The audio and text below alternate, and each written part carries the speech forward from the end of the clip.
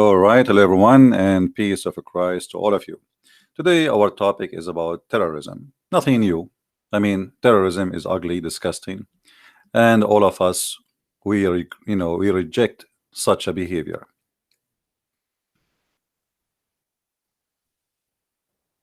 Always, when we speak about terrorism, we need to understand what the word terror meant and what is the target.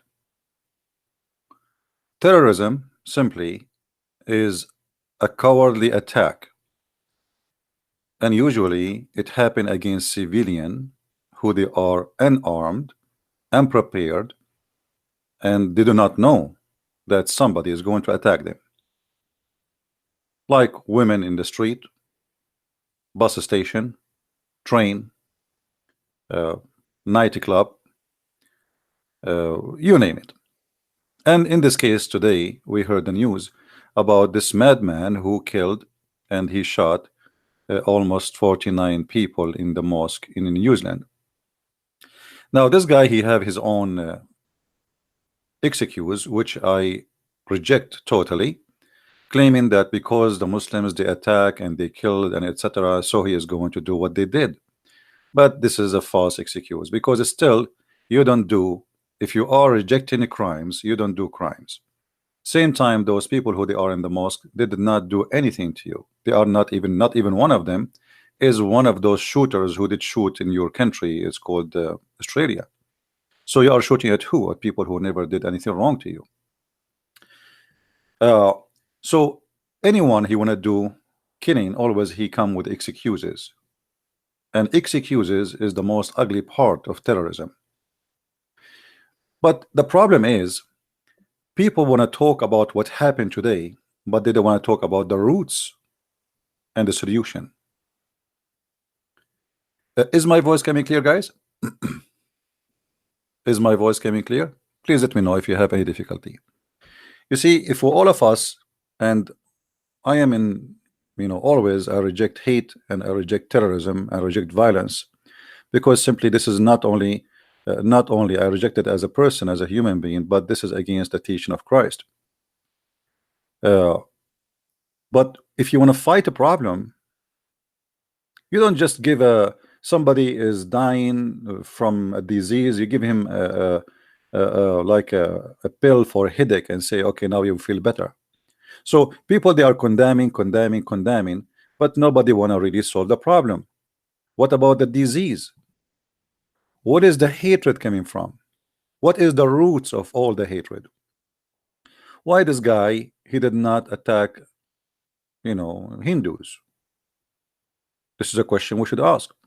Why we see somebody attacking a synagogue for the Jews, but he's attacking Hindus? I mean, why there is a specific group is targeted? Guys, do you understand what I'm saying?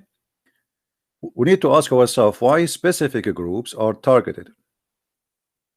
Christians' churches are burned around the world, destroyed, Christians slaughtered, killed. Thousands of Christian girls kidnapped in Nigeria are raped. Thousands of Christian Nigerian killed.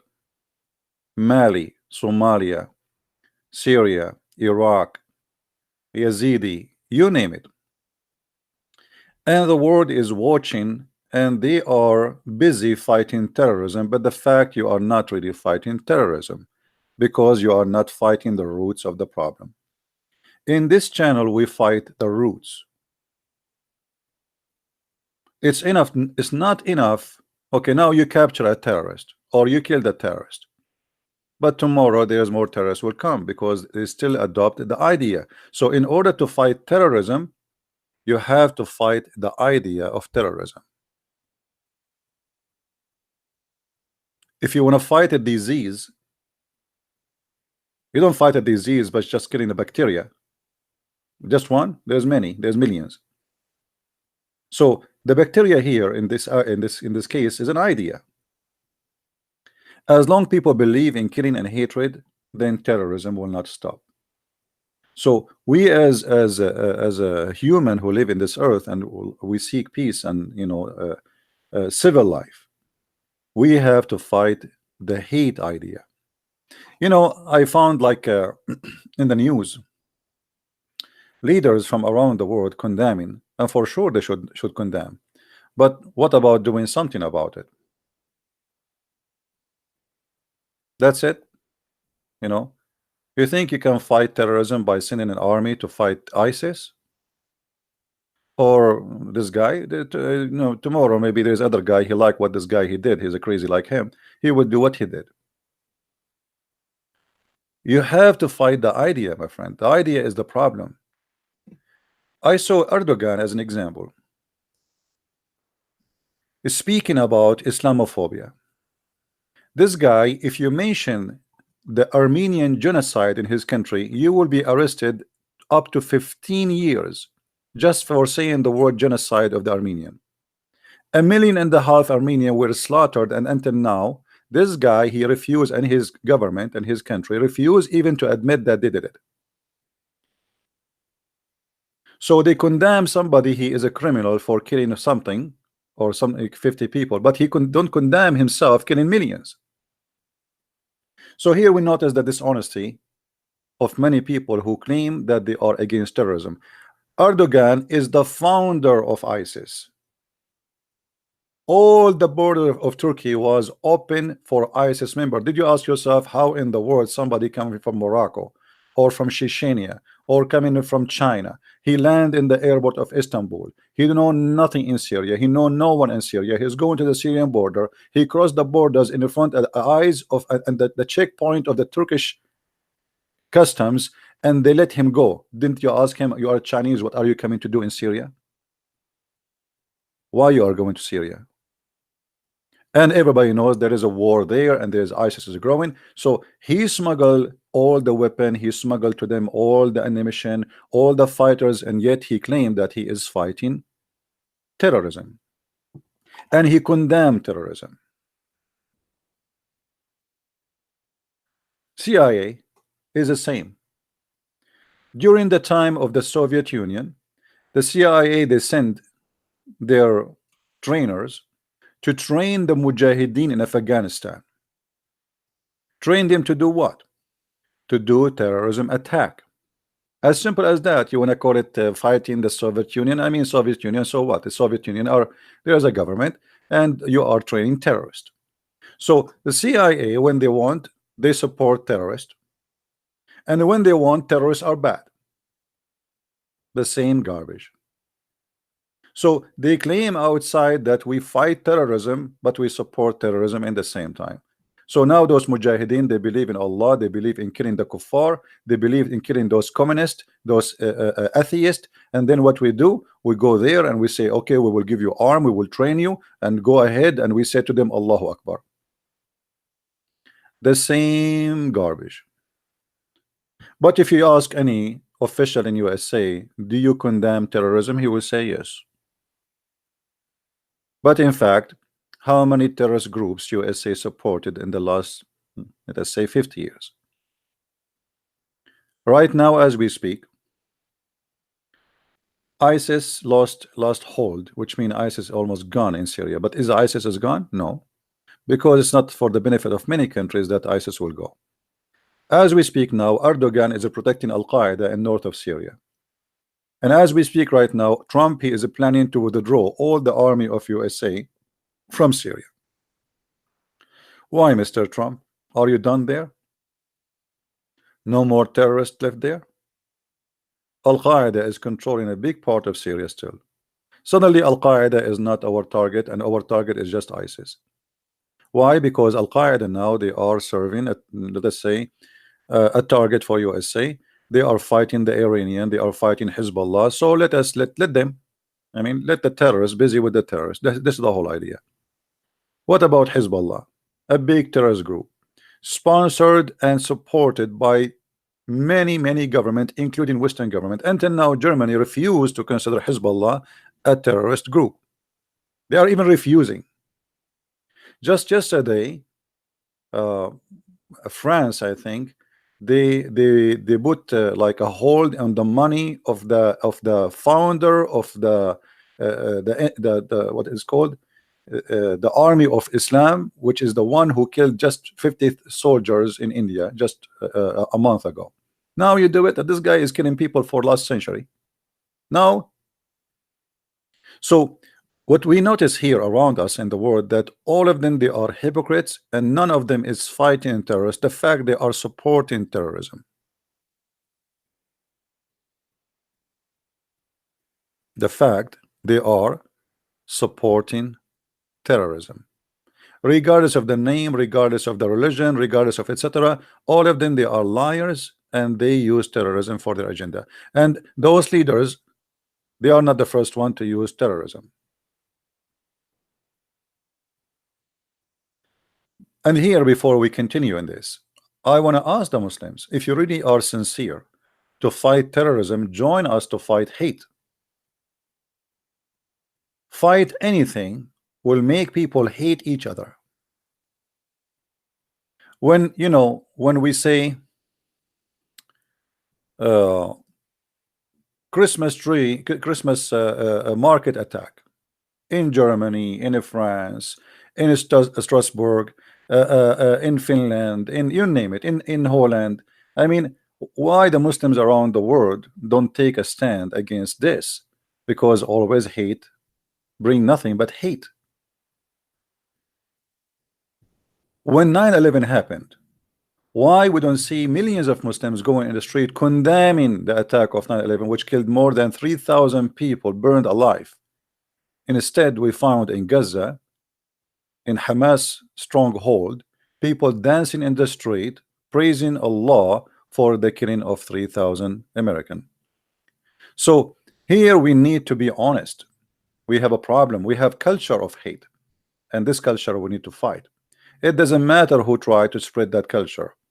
If you claim to be Christian and you spread hate culture or hate teaching, first of all, you are no Christian, and you have nothing to do with Christ. If you are a Muslim and you believe in that culture, then you need to ask yourself, what is next? What do you want? Do you think really you can destroy America by attacking a gay nightclub? Do you think really that will solve the problem? That's it? You destroy America? The attack yesterday reminded me of the guy who attacked the Muslim guy, who his name is Omar something. He attacked a gay club in Orlando, Florida. He killed exactly 50 people dead, according to the title in front of us, and left hundreds injured. And we do not know after that how many people die. So it's the same. It's hate. This guy, he wanna do jihad. Why he wanna do jihad? What is the root of the problem? Why he decided to go and attack the gay club? Did you ask yourself why a guy who is married, he have a job, he wanna do such a thing? I mean, people always they forget to go and seek the roots. Everything have a reason, and most of the reasons are ugly, which is hate teaching. They condemn the killer, but they don't want to condemn the ideology. This guy who did his crime yesterday in New Zealand, he have no ideology. He is just an angry person for things he saw around him, as he claimed in 29 paper he published. And as I said, I'd find all the excuses he gave in those papers, stupid and cannot be accepted. Because even if somebody he killed somebody, I mean, you go and you kill. I mean, look at this. Even justice teaching says that the killer should be killed. You don't kill the neighbor. Is that correct? I mean, if somebody is a killer, okay, justice, like the one who killed, it's justice that the person who killed those people, he should be killed. Why you are killing someone have nothing to do with the one who shoot. You're not even shooting the shooter. 50 people, they are praying in the mosque, and what do? You go and shoot people have nothing to do just because they are Muslims. All the rules of justice, when it's come to hate, It's gone because hate justify crimes, don't justify justice. Do you understand? When you have a hatred in your side, you don't see justice except hate. The hate you have is your justice according to you. But this is absolutely false justice. Even in old days, criminals, even criminals, they don't kill. Like, you see two criminals, they want to fight, they fight like a man to man. And the man, he would say to him, okay, grab your sword. Even in the ugly days, they used to say, okay, I'm not going to shoot somebody, I'm not going to injure you, get your sword. Even at that time, they have more honor. Men, they used to be more honorable. How you want to fight a person or you kill a person who have no arms in his hand?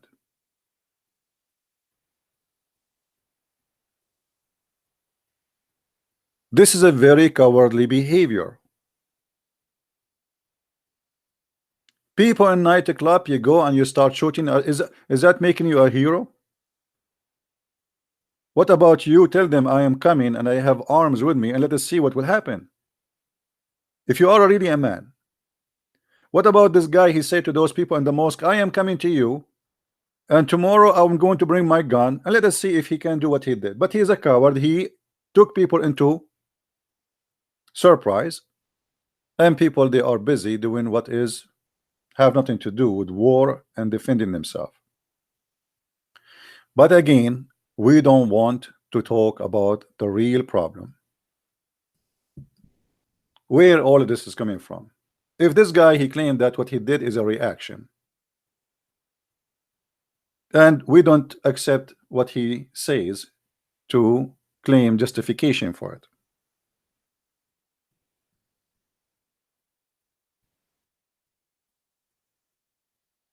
We ask the Muslims to join us to fight the roots of the problem,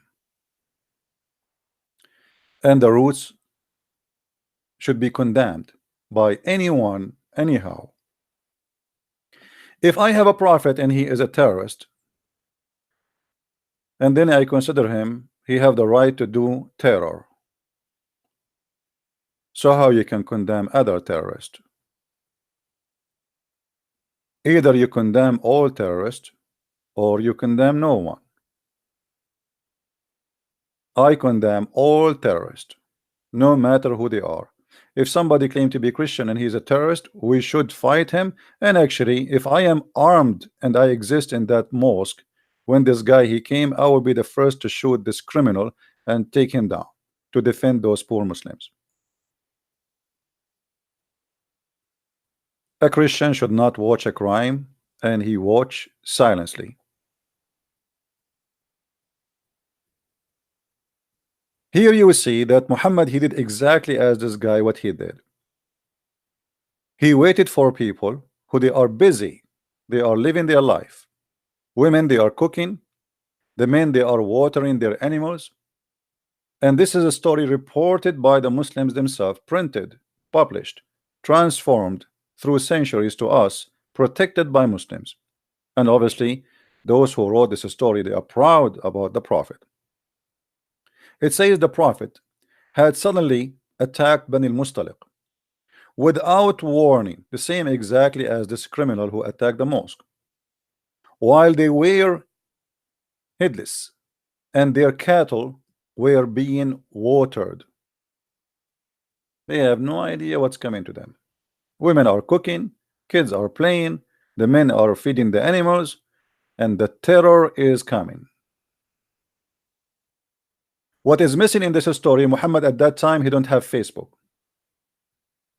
Otherwise, I assure you, he will publish it too, because obviously he's proud of what he is doing. And then Muhammad, after he killed all the men, he took all the women and the children as captives, and he raped a woman, her name is Juriya, in the same spot. Why we don't condemn this terrorist? Just because you gave him a title of a prophet? No one is above the law. If you believe in the law of justice, regardless of your religion, background, culture, well, practice justice. When somebody speak and he says terrorism, or I am a person who condemn terrorism, and then he says to me, I love the prophet. Okay, what do you love about him?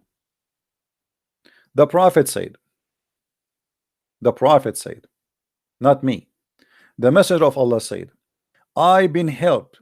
Actually, in Arabic, it says, I've been victorious by terror.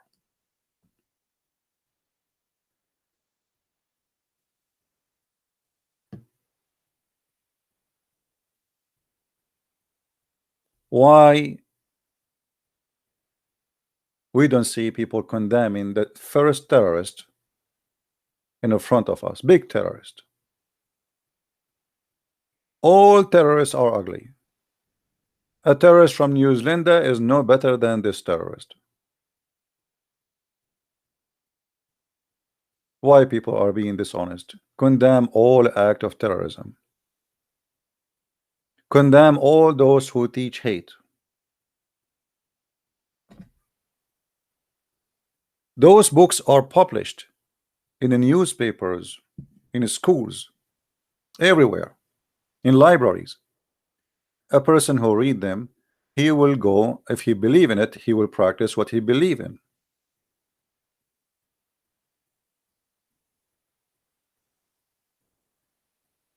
And as you see, this is what they believe in. So we have to fight a belief of hatred, and we have to stand against it. And we are here to help the Muslims and anyone who ever think to adopt hatred, to understand that hatred is not a solution.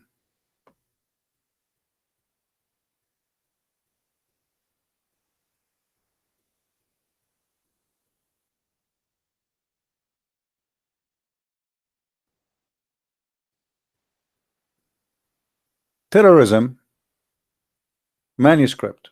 This guy, he have a 29 pages of manuscript terrorism, or let's say script. He wrote it by himself. But that script is no better than the script.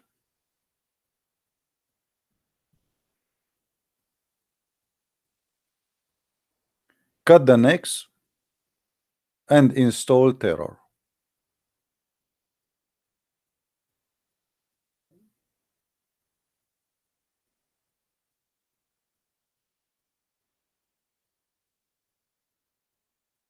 That is terrorism.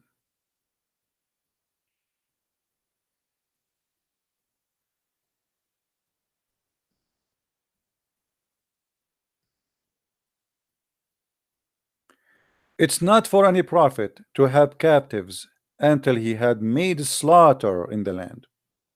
What a God. This God, he don't like captives, he likes slaughters.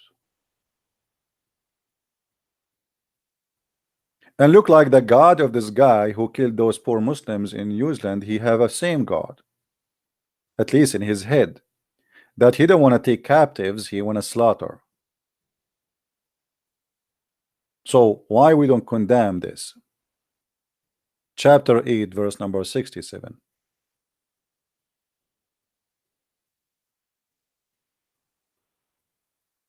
Killing Christians around the world, killing Hindus, killing Muslims will not solve a problem. You are killing nothing but your own self. Life is like a mirror, and hatred will come back to you. Don't preach hate, don't teach hate, because you are yourself, you are going to hurt yourself. It's going to come back to you always. Hate is like a bounced bullet. It's like shooting the wall, which is very close in front of you, and then the bullet will come and go in your eye. But as you see, nobody want to speak about the real problem. Here we fight terrorism better than any FBI department or any police department in the world.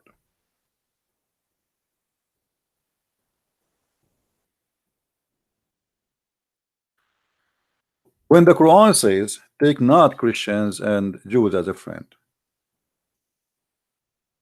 and we say to Muslims, let us be friends. That is the best way to fight hate. This is the best way to fight hate, my friends.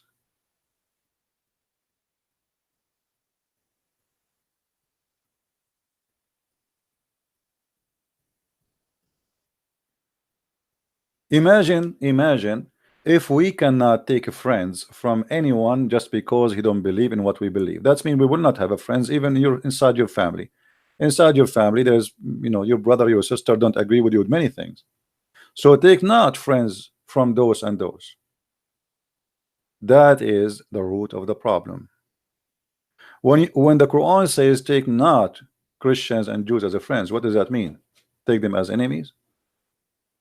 So we as a Christians and Muslims and Hindus, we should reject any kind of teaching like that. Why we can't be friends? What is the problem exactly? A guy, he is next to me, next door, he is a Hindu. Okay, I don't agree with his religion. You might even find it funny. But still, he is a nice person, good to you. Why I want to hate him? A Muslim guy, he is next door to me, and he believe in Allah, and he believe Christianity is a false religion. Okay, well, still he is nice, and he's a good person. What's the problem? But following a script like this is a problem. Because if you believe in it, then you practice it. And if you practice it, that is where hatred will start.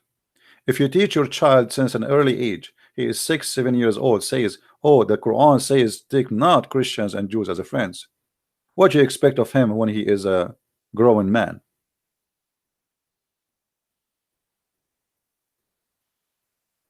Do we have any Muslim here disagree with me? Who is a Muslim would like to give me a call and have a nice conversation together?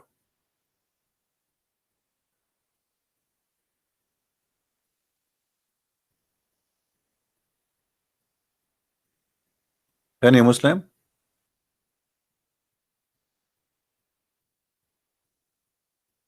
If you are a Muslim and only a Muslim, please feel free to contact me and I will take your call and I will be happy to hear you. Why we cannot be friends? What is the problem here? What is the problem of this God if we became a friends? What will happen? What will happen to Allah if you as a Muslim you became a friend to a Christian or a Jew? Allah will be destroyed. Allah lost. Allah humiliated if he is God. And God, and the weird is that we hear many people saying Islam mean peace. That's what they say. Okay, practice it. Take friends from the Christians and the Jews. Take friends from the Hindus. Let us all of us be friends. And by the way, friends here doesn't mean you how close it's just like live together in peace and uh, to reject just hatred for a person just because he looked differently from me. Even racism, the root of racism is what? Is hatred. When you say to somebody, oh, a black person, he is a criminal, or they are criminals, that's it. In his mindset, when he see a black person, he get like oh, he's a black person. There's a criminals. Who said that white people don't have a criminals? Who said that Asian don't have a criminal? There's bad, there's good in every ethnic, in every color, in every religion, there's bad and good. People are bad and good in the same family. You will find a person he is wonderful and a person he is a very ugly criminal. They are born from the same woman and they have the same blood, and even they believe maybe even in the same book supposedly. So why in the world the media focus, like why we wait until a crime happened and then we start condemning the crime? Why we don't condemn the ideology which is promoting the crime, fighting it? hundreds of hours in TV stations speaking now about this criminal. And actually, by the way, by doing that, this guy is getting excited also because obviously he liked to be seen. He liked to be famous. Maybe I believe a big part of what he did because he liked to be seen in TV, and this is why he was saying, "Let us party." And he was excited because he have his camera going live. So they publish all of this, and actually they are giving him satisfaction of his crime. Please call me only if you are a Muslim. Hello? Hello, CP. Yes. Hi. You talk about Erdogan and all. It Sorry, make I me. cannot hear, your voice is cutting. Say again. Hi, I'm from Turkey. You were talking about Erdogan and Yeah, all the neighborhood relationship with ICE and all, and right. it made me wanna call you. All right, you are welcome. Go ahead, my friend. I just wanted to back you up that way about the relationship, how people were being transported to Syria. The people come from Europe. The people come from Arabic countries. I was in the neighborhood. I live close by. They were all comfortably being transported while coming from airport, taken in comfortable buses, and being transported to their army bases. I mean, yeah, Actually, I saw a video. I think as long as you are from Turkey, I'm sure you yeah, know about it. A video where the Turkish army, they have full trucks full of weapons are sent to Syria. You yeah. know, The journalist who and run now away he's to in jail, right? Germany. The journalist who did that, he is in jail. Yeah, So no, he's when not changing. when you He when you run away to share the Germany. truth, you see, guys, this journalist he taped the Turkish army. Yeah, he's in Germany though. He's not in the army. He ran away to Oh, Germany. he ran away. Germany. Okay, but Yeah. if he go back to Turkey, he will spend the rest of his life in jail. Correct? Oh, more than his life. Yeah, mostly they will kill him. So he Yeah. exposed what happened. The Turkish army Yeah. loading trucks and sending the Yeah. weapon and the ammunition to ISIS and to Al Qaeda. And yet in this in the screen, Erdogan he says we are condemning terrorism. That's full of shit. Yeah, but we have to be honest here too. But we have to It's not only Turkey there, doing there, that. are, there are There's two points to European, be honest. yeah, there's European countries, they Turkey, are doing the same. Turkey is the little puppy by the knee of the United States. As soon as Erdogan start not listening to United States, ISIS start bombing Turkey and all over in Ankara and in Istanbul, in the club, in the Christmas. This is all together. United States, Saudi Arabia, and Turkey. This is a triangle, the devil triangle, I call it. They Correct. all did this together. Correct. It should be, you should be blind not to see it. I live in Europe also. In all the mosques, they start promoting it. They start giving the guys, teenagers, you have to go join. This is the war of Allah. It's time to ask for us to stand against the devil West. This was how it was being promoting. Yeah. And I don't know. Europe is these ways. Are they blind? Are they strange? Are they stupid? I cannot name it. They could see it. It was happening in front of their eyes, but they did nothing to stop it.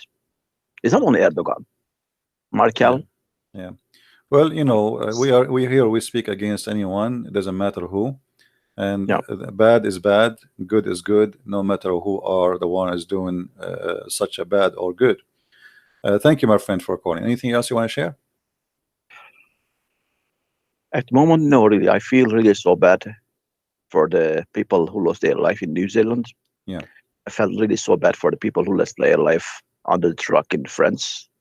I felt really bad for the people in London over the bridge who've been stabbed, all of them.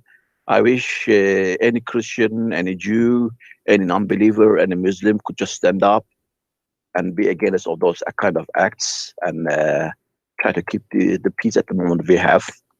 Yeah. I wish everybody could do that together. Really, we need it. We really need that. That's wonderful, my friend. Thank you for calling, and I agree with you. Thank you very much. Thank you.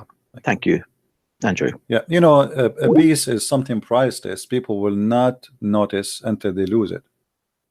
Imagine if we go in chaos and we start hating each other, and we start slaughtering just because somebody he don't look like me or he don't agree with me. I mean, how disgusting, how fearful a life will be.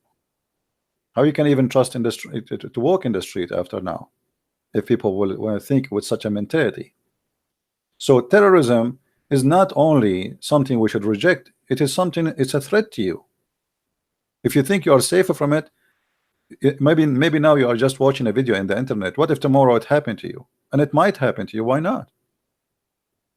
And those who have terrorist mentality, they enjoy massive killing, not a killing of a one person. No, no, no. They will target a big number. The bigger the number is, the more happy they are. So I will not be surprised in the future they start using nukes or dirty bombs. Actually, already they tried. So we, all of us, we have to make it clear that hate never bring a solution.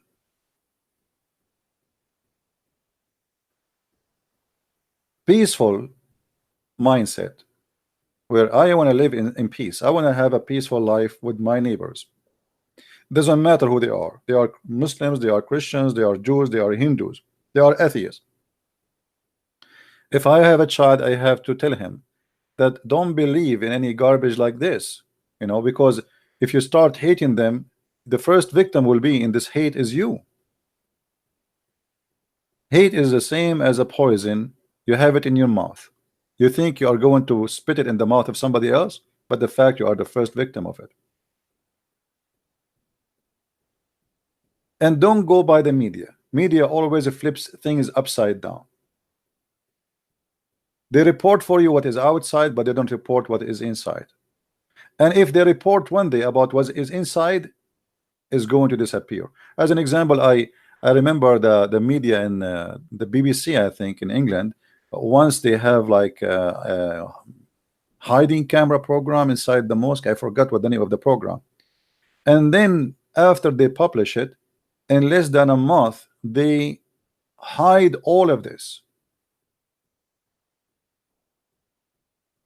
So at that time, why nobody says that this media BBC is spreading hate as against Muslims? The second you publish something truthful and you have a hiding camera recording what they say inside those places, teaching hatred, by publishing that, they will accuse you that you are teaching hate. And in a magical way, the BBC, they start deleting those videos from all over.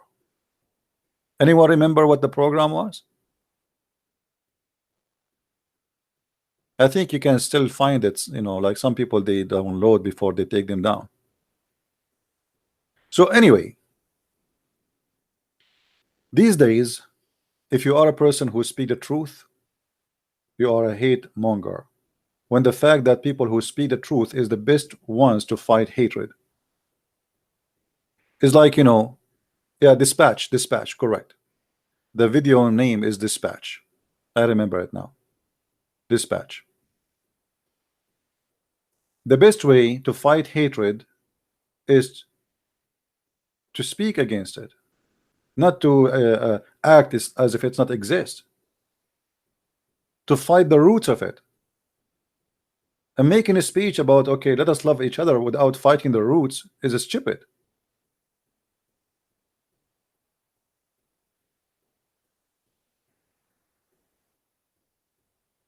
Hating evil is good.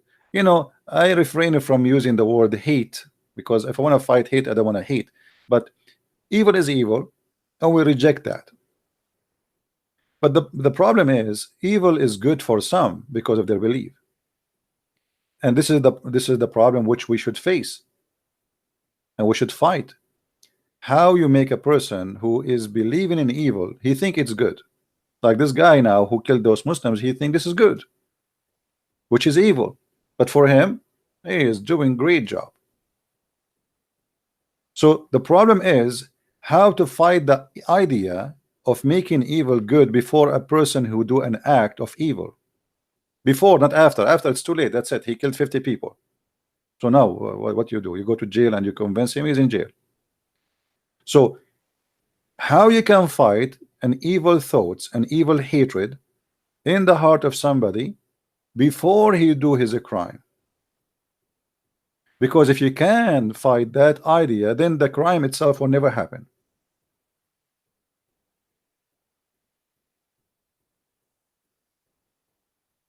right? Because always, things that start with an idea, and the idea have a sponsor. What is the sponsor of this? Hatred. So if I make a Muslim believe that the Jews are a human like us and we should not hate them, then there's no Muslim will hate the Jews and he will not try to kill them. As simple as that, right? But if a Muslim still want to believe in what Muhammad said,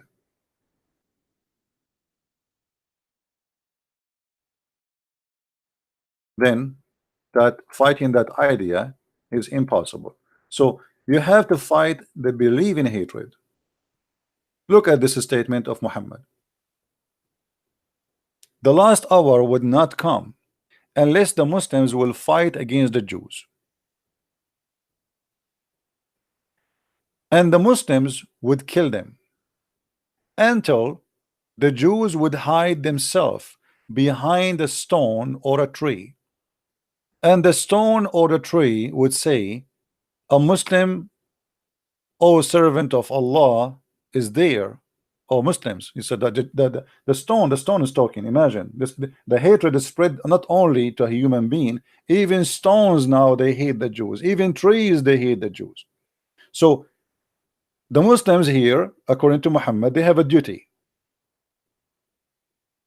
So how we can make peace between the Jews and the Muslims if we believe in this? That's mean all the peace agreement between the Jews and the Muslims is a lie, as long the Muslim believe in this. So the only way we can establish really peace between Jews and Muslims, specifically in this case, is to make the Muslim believe that no, you should not fight the Jews and you should not kill them, live with them, because simply the Jews, they will kill you back too. I mean, don't think about it. Okay, we go and kill them and it's done. You think that's that easy? So as long there is a person who believe in this, then hatred is still there. This is the roots. This is the roots of the problem. I saw Jewish who they are, even defending Palestinian, defending Muslims. There's a guy, his name is Toriva Singer, who always take the side of Islam against Christianity. I don't know, he's being hypocrite, he don't know, he can be whatever he want. But according to Islam, look what Islam says about this Jewish guy. And hatred became a culture of stones. As you see, the stone will scream, says, oh Muslims, oh servant of Allah, there is a Jew behind me, come and kill him.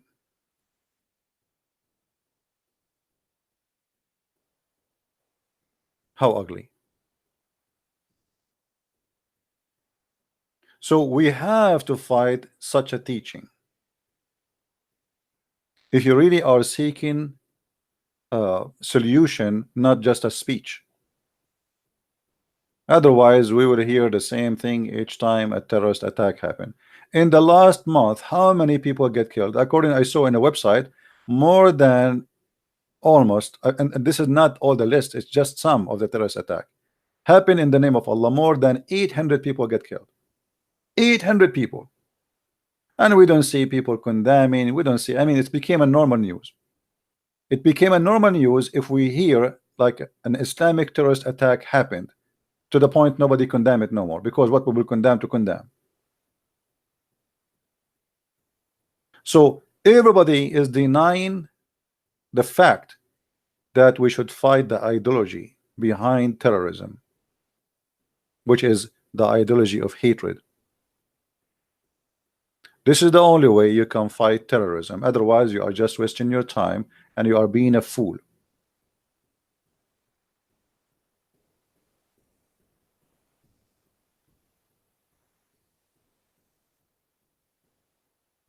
That is the true story, which nobody want to tell you.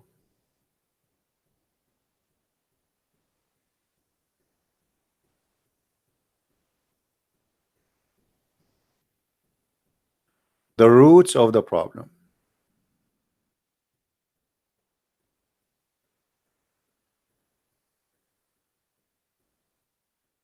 And you know, the funny thing is, they need to create a chaos in the world. My friend, the world is in chaos already. You do not need to create a chaos. Don't you see what's happening? Western today, and you see, I live in the West, and when I say Western, I'm talking about Western government. Western these days, Western government is like a mad cow. You know what a mad cow is? Literally like a mad cow. They are seeking war with Russia. They are seeking war with China. They are seeking war everywhere. They are asking for it. They are working for it, and they are sponsoring terrorism. And the world is going to be a horrible world, maybe in 20 years from now. Look at what the Western doing with Russia. I mean, the most stupid behavior ever.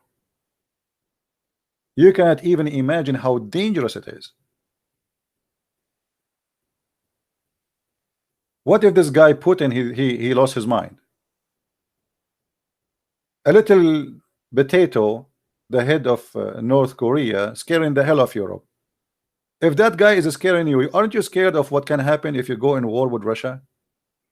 But they are pushing and they are pushing harder and harder, and every day they add new sanctions on Russia.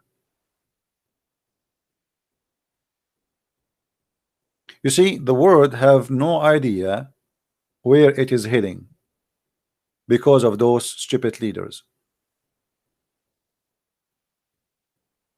We have literally stupid leaders, mad leaders. They are seeking war and seeking endanger this earth.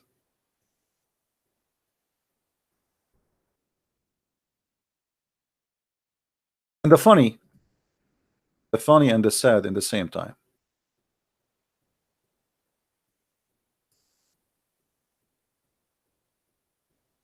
When somebody says to you, we are going to put sanctions in Russia, and Russia is being a bad boy, as if they are the good boy. France, until now, they have colonies inside Africa, in the Pacific, same as England. England occupying the Falkland Islands, which is belong to Argentina. I mean, the whole world is upside down. You know, they claim justice. They claim that okay, Russia took a Crimea. They call it Crimea, right? Okay, for you it's okay to take the Falkland, but it's not okay to Russia to take a Crimea. I mean, look at the double standard and the hypocrisy. What England have to do with the Falkland? You know, do you know how far the Falkland from England? Or the French colonies in Africa or in the Caribbean, or I mean, it's okay for them to have, but if somebody else you want, no, you cannot. You cannot do that. Only us we can do that. So we have to be aware of the agenda of a big corporation. You see, I don't support socialism, but it's true that big companies are controlling the politics of this earth. The whole war here is a war about business. Corporation from the West controlling government in the West, fighting Russia, who is the biggest giant, rich, filthy rich, who have a lot of gas, oil, source, resource. In the top of that, they are extremely powerful in weapon. So the sanctions really is not about Russia as being bad. The sanctions is just to protect corporation, because now you cannot buy from the Russian. But what of those sanctions one day make things go out of hand? And it might happen. Russia is the biggest country in this earth, and nobody can put sanctions on it. It's a joke. Those people, they do not need anyone in the world.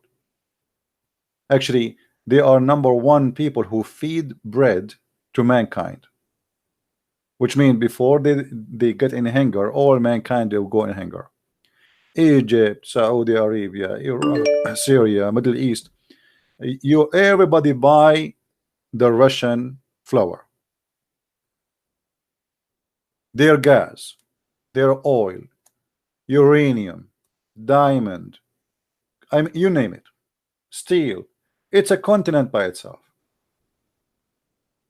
In the top of that, they have a military. Nobody should ever, you know, think to play with it. And yet we push hard and we try to go in war. That is terrorism too. That will create terrorism and chaos. And Trump, he is against stopping sponsoring Saudi Arabia in the war of Yemen. Okay, why? Because the Al-Houthi, they are terrorist group. Okay, I understand that. But as you see, when they want, they make it justified to sponsor a war which is killing thousands of civilians. And when they want, they say it's a crime. The Assad regime is a criminal. He killed thousands of civilians. But we support the Saudi who they are killing thousands and thousands of civilians. When we want, it's a crime in Syria. When we want, it is good to do in Yemen. And the same as the rest. The Emirat, the Bahrain, the Qatari, they sponsor whoever sponsor them. They sponsor people in Libya, in Yemen, etc. It's a war between parties, and this is all is terrorism. But always people, they notice one terrorist only who is holding a gun shooting people, right? But the fact there's big terrorists, nobody speak about them. Government, who they are, practicing terrorism.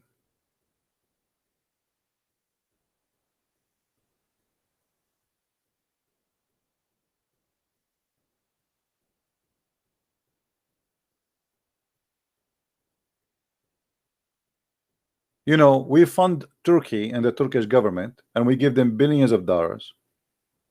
And all of us, even there's a video of Joe Biden, what his name, Joe Bite Me. Go watch it. This is Joe Bite Me, your beloved, especially those liberals. He was saying how ISIS was funded. Saudi Arabia, Qatar, Emirat, Bahrain. He said our friends, our friends, our friends. They flood them with money, billions of dollars. It's not a secret.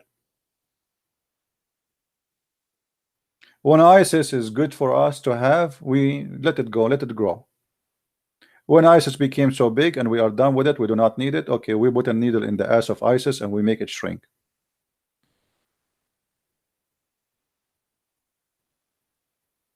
Right? Actually, I call him Joe Bite Me because each time he talk, he bite Obama, he expose him. This guy, because he's a fool. You see, in the Middle East, we say if you want to know their secrets, speak to their fool. Like if you have an enemy, you want to know his secret, speak to his fool, not to the smart one. Either to their young or to their fool. So this guy, his name is Joe Bite Me, and he say it as it is. So terrorism should be rejected. Terrorism of states, terrorism of government, and terrorism of individuals, and terrorism of religion. But who wanna listen? Nobody wanna listen. And we are not the one who is going in TV and able to speak. No, they are. I have a poor channel in YouTube, and just yesterday I saw an article written by Indonesian newspaper about me. I am the most dangerous person in the world for Islam. Isn't it, this is a hate teaching? You can see it this way because they are saying that this guy, he is an enemy for Islam. And think about it now, how many maybe they are thinking to kill me.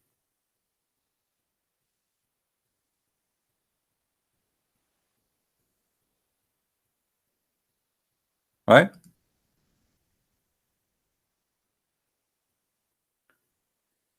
I hope that this coming war will not happen in our time where the whole earth will be demolished because of the stupidity of a human being and the hatred and the greed. You see, terrorism is a tool. Muhammad, he used terrorism as a tool to be victorious. Muhammad, he said, and I will show you the hadith, that he was victorious by terror from a distance of a month.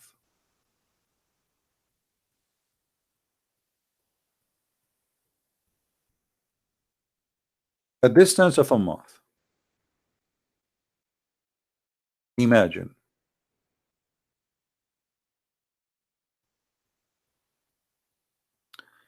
Read carefully with me.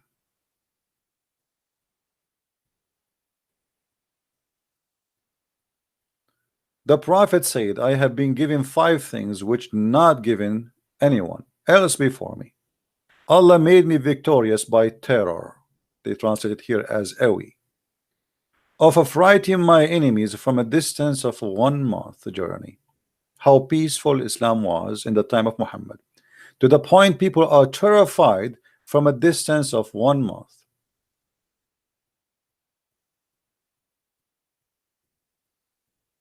That's a lot of peace. And obviously Muhammad was a very, very peaceful man. To the point you hear that he is a distance of a month away, you will be terrified. He's not even here yet. A month away.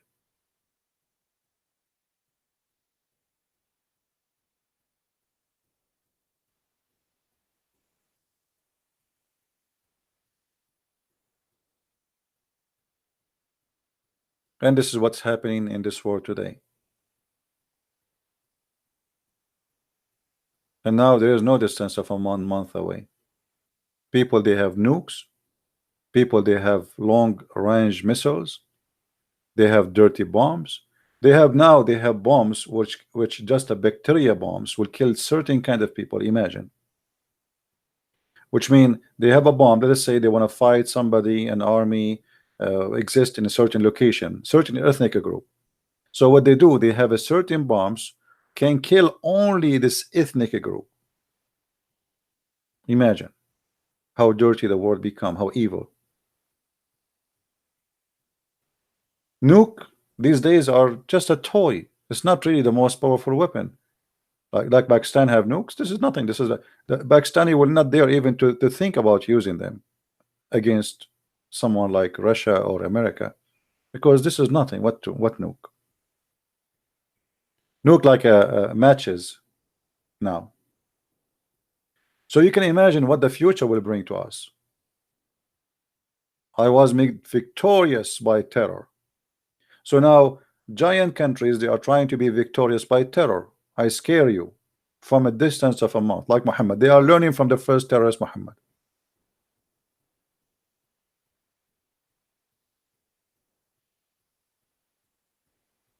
Somebody saying to me, you are just a refugee. Russia would be hanged, so stop talking about. Yeah, a stupid guy making wisdom. First of all, my friend, I don't know if you who you are, but speaking about refugee, all right, let us say for the sake of argument I am refugee. So you are telling me if I am refugee I cannot open my mouth? That is a teaching of hate, and obviously you have a mental issue. Let us say somebody is a refugee. So you are a human, he is not, and you can talk and say your opinion and he cannot. First of all, I am not a refugee. Secondly, you are an idiot.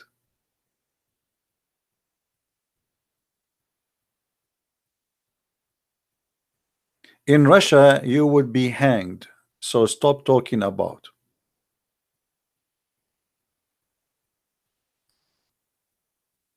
You are no better. I am sure if you have opportunity to hang me, you might do it too. And no, in Russia you will not be hanged. Actually, if not Russia, all the Christians in Syria will be slaughtered today. It is the Russian really who stand against Al-Qaeda and ISIS in Syria. Almost ISIS took more than 80 to 85% of Syria. And the only territory left is where the Christian live in the mountains. If not Putin stood and he protect the Christian there, all the Christians in Syria will be history. The same as what happened when the Ottoman, they killed millions of Christians in Armenia and in Syria before. where nobody stood for them except the Russian. Actually, I have to say it clearly that the best to the Christians in the Middle East, it was always the Russian. While the American government, CIA, arming Al Qaeda and ISIS, even now, the Russian was defending the Christians in the Middle East. The war in Chechnya happened long time ago because of killing Christians in the Middle East and in Armenia.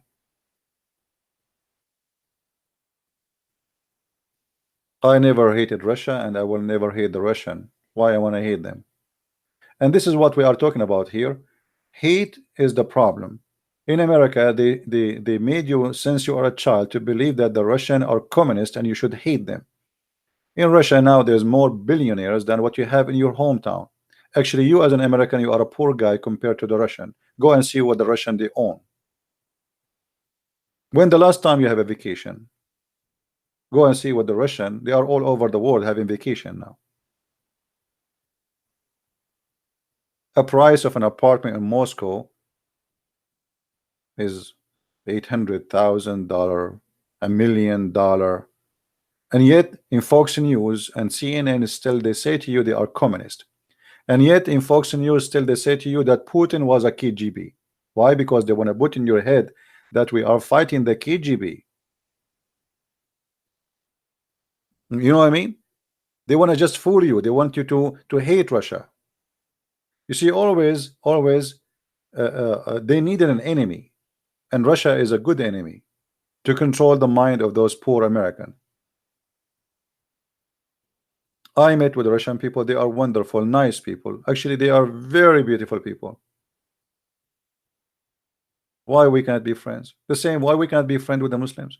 Why we can't be friends with the Jew? Why we can't be friends with the Hindu? This is the problem. You see, you are talking about we should hate a 200 million Russian, and you are bragging about it. Why? The hate against any country is going to serve who? What is the benefit for mankind we will have from accomplishing such a hate? Nuclear weapon? War? What do you want?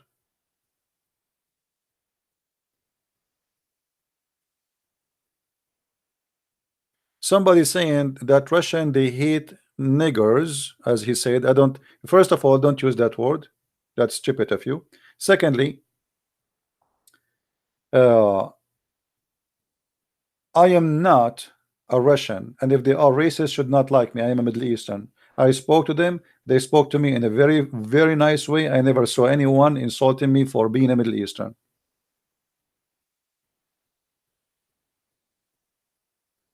And I saw actually even Russian, they have a black boyfriend. So what are you talking about? And there is racist everywhere. I mean, in your country, you don't have racist. And look at you. You are the one who is a racist. So why you are saying nigger, the word nigger, if you are not racist?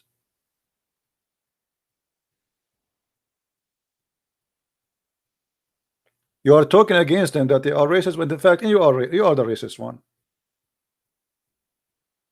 Unless your English is not first language, so you do not know what that word means.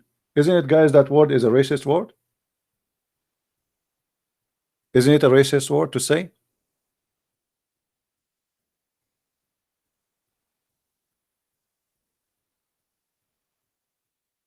Just say the N word. Okay. Well, for me, it's for me actually, I don't know what even that word, but I learned that this is a very racist statement to say. I know you can say the word black, right? But I think that word this guy he said is a racist word. So look at him. He is trying to say that the Russian they are ugly people because they hate those people who he used the N word, and then you are the one who use it.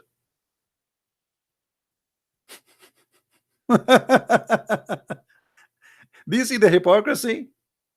He's accusing the Russian that they are the one who hate the black people, but he is the one who is using the N word. And be sure, please, you ban this guy, the admin. Go back to his name and ban him if he's not banned.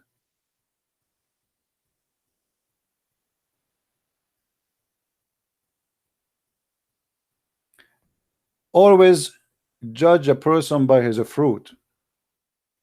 We cannot judge any nation. You do not know even the, you never been in Russia. I am sure you never even spoke to a Russian yet, but you are teaching people to hate Russian. What about we start hating the German and the French and the Japanese and the Chinese and the Korean? I mean, here we go. That's exactly what the world need. Filthy mentality where everybody hate everybody.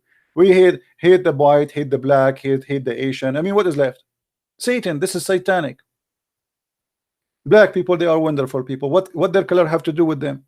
You are exactly teaching as Muhammad. He said, Muhammad, he says that Allah, he created the black from the left shoulder of Adam, and he said, go to hell. This is what you believe.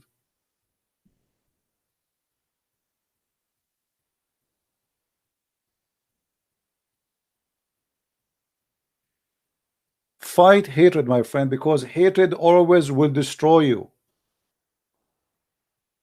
Imagine if you make every American hate every Russian and every Russian hate every American. What will happen next? Both countries, they have enough weapon to burn the whole earth maybe 50 times. The whole earth not only is going to be USA and America. Stupid. The culture of hate bring nothing but stupidity.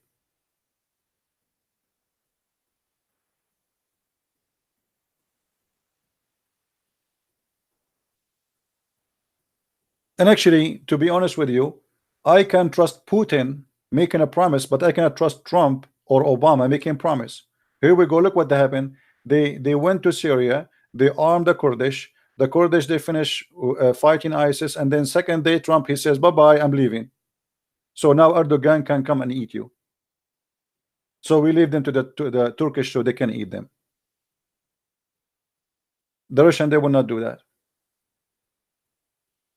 American, they do business. Russian, they have a friends. For American, you are just a business, nothing personal,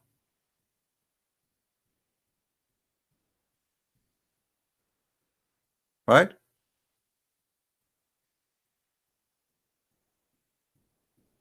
Yeah, we have no friends, we have only clients.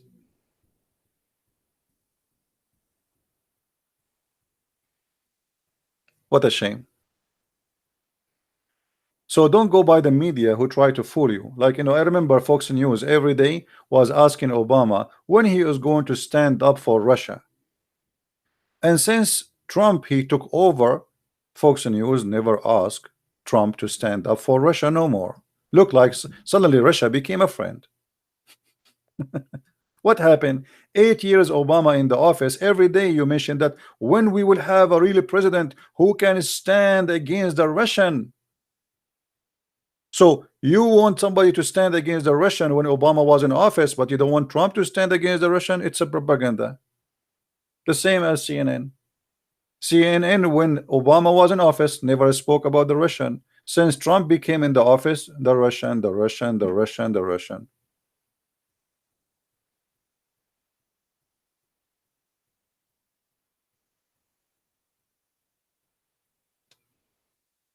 This is the problem we have in this earth.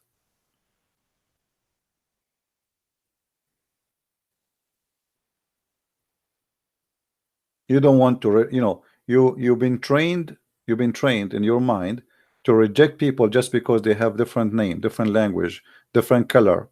Oh, this guy is black, or this guy is Asian, or this guy is white. And actually, I notice even racism as part of culture in a stupid way sometimes. And I will give you an example. Once I wanted to rent uh, like apartment, and this was in the Philippines. uh, I don't have in my profile, it have a picture, but not really, it doesn't show me. It shows like I forgot what is there. So I requested to rent an apartment, and the guy, he rejected my rent. I mean, why you want to reject me? Then a Filipino guy, he said to me, maybe he think you're a Filipino, put your picture. So what do you mean? He said Filipinos don't like to rent Filipinos. So are you serious? I said, yeah, but put your picture. I put my picture. The guy, he sent me a message apologizing for rejecting my rent. Imagine their own race. People, they are discriminating their own race.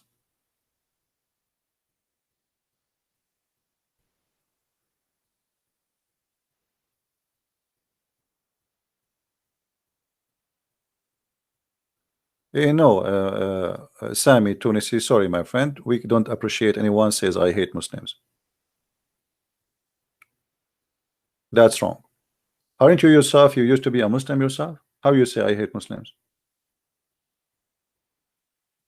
So you hate yourself? Do you hate your mother?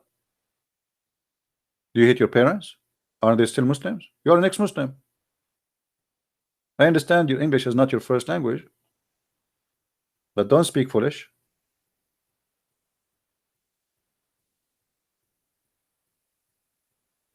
So imagine you have certain kind of racism culture to the point you hate your own race. You discriminate your own people.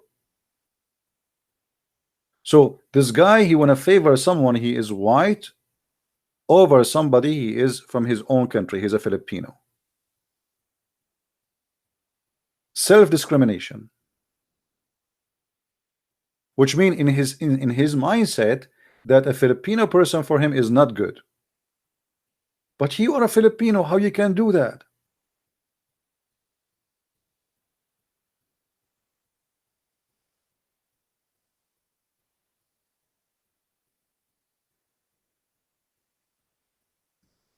So always you have to be careful, you know, and fight hate from the roots.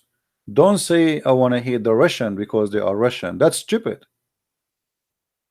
What about we live in this earth in peace and harmony? I mean, for the benefit of who if we hate each other?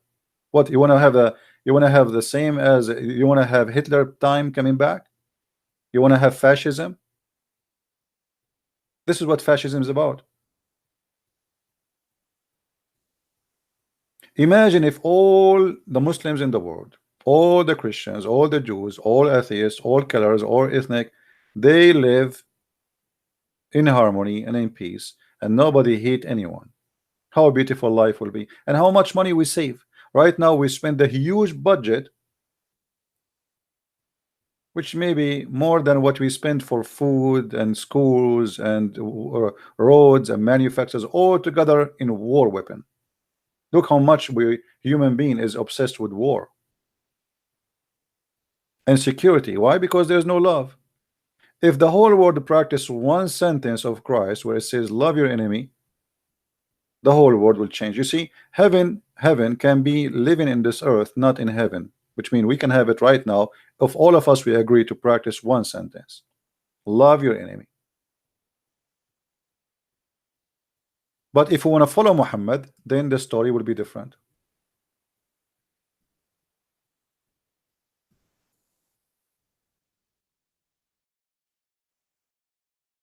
The culture of hate, the culture of slavery, the culture of the best man. Who is the best man? Look at this. The best man is you, who is the one who do jihad and bring the filthy kuffar and the chain around their necks. We should fight this culture.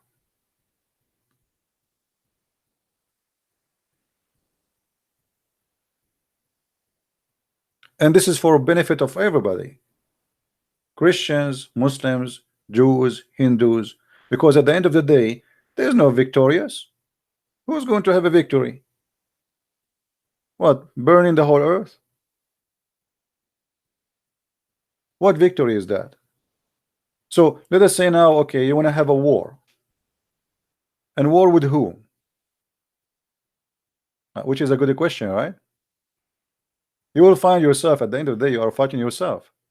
And then you destroy the whole earth, and then you will be, I mean, you will not only, I mean, not only nobody will be exist. You see, the coming war is not going to be a war. It's going to be an oven. All mankind they are going to demolish, because who is going to guarantee to you that they are going to use just normal airplanes and tanks when they are holding extremely dangerous, powerful weapons? Who is going to put the limit where they will stop, when they are going to stop?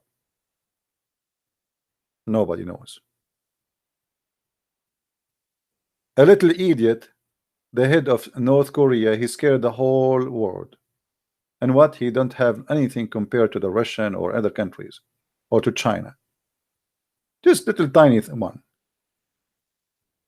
scaring everybody, made the president of USA come to meet with him. This is how scary he is, but yes, he have nothing.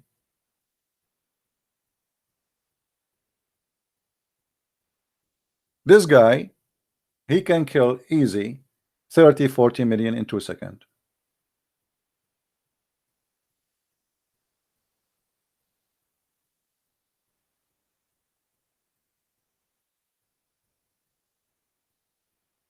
That is the truth.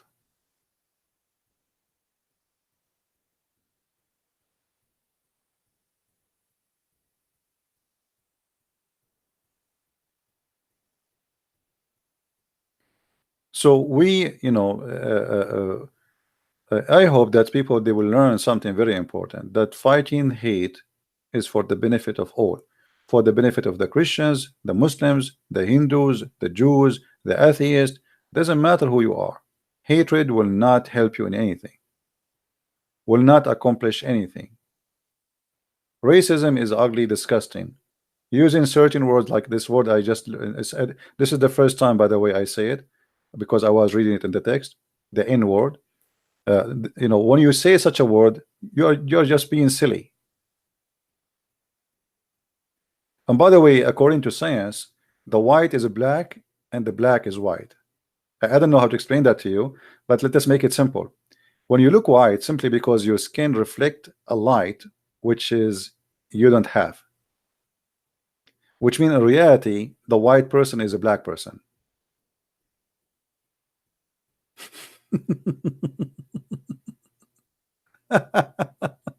Isn't it weird?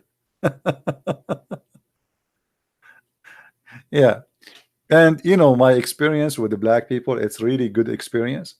And maybe some people, they have, this would happen mostly. People, they judge a country, like the whole country, by an experience, good or bad.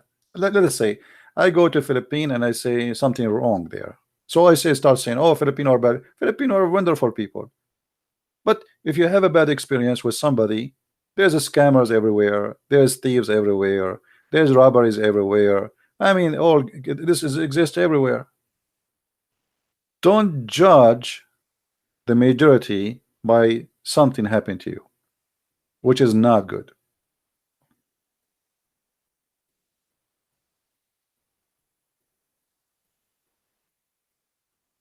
All right, my friend.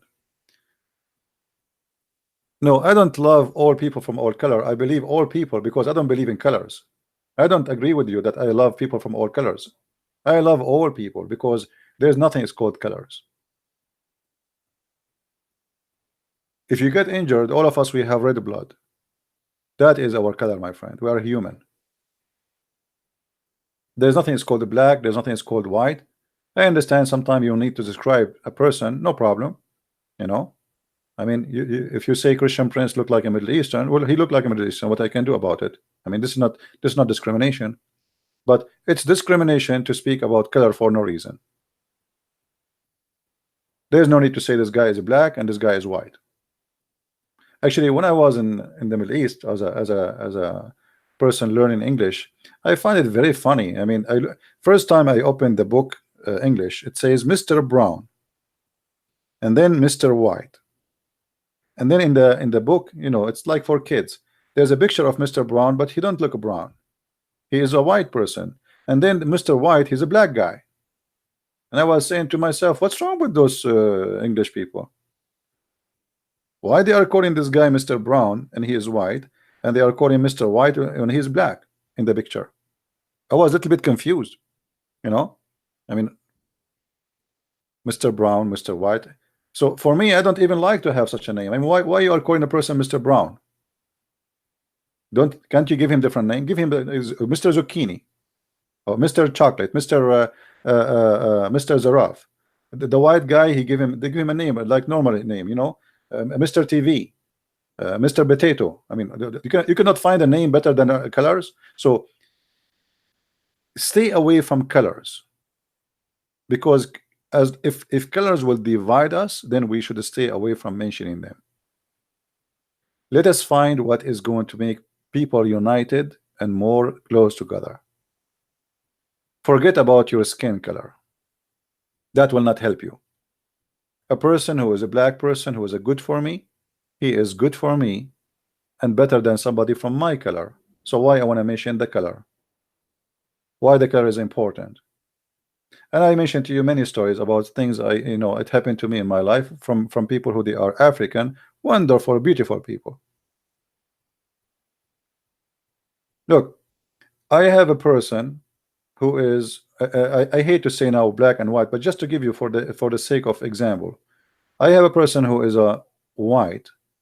He drove for with me 3 days. 3 days.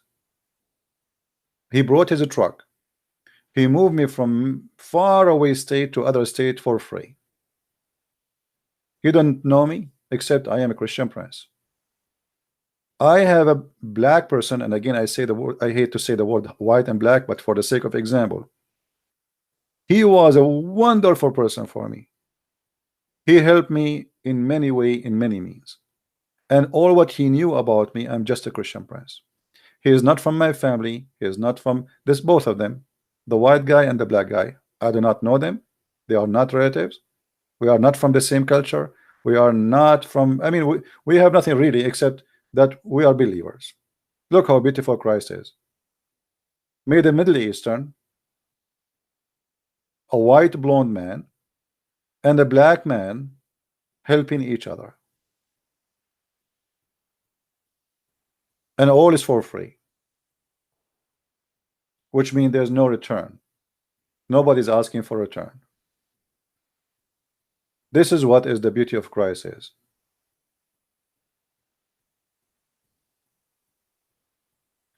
RT propaganda machine gun. All of you, you have okay. You see, here we go. I mean, like we are talking about many things. Why you can have thousands of TV stations who have a propaganda, but they cannot have a propaganda. They are fighting you back with their own propaganda. I mean, people don't. I don't know people why people want to go blind when they want. So you can have a propaganda. Isn't Fox News propaganda? Isn't CNN propaganda? Go and watch the news in the CNN. The Syrian rebels, none of them is rebels. They are Muslim terrorists. Specifically, they are terrorists who say Allahu Akbar when they slaughter a human being. But they call them rebels. This is propaganda. So the Russian, they cannot have a TV propaganda, but you can. I mean, it's halal for us. It's haram for them. Everybody have a propaganda machine.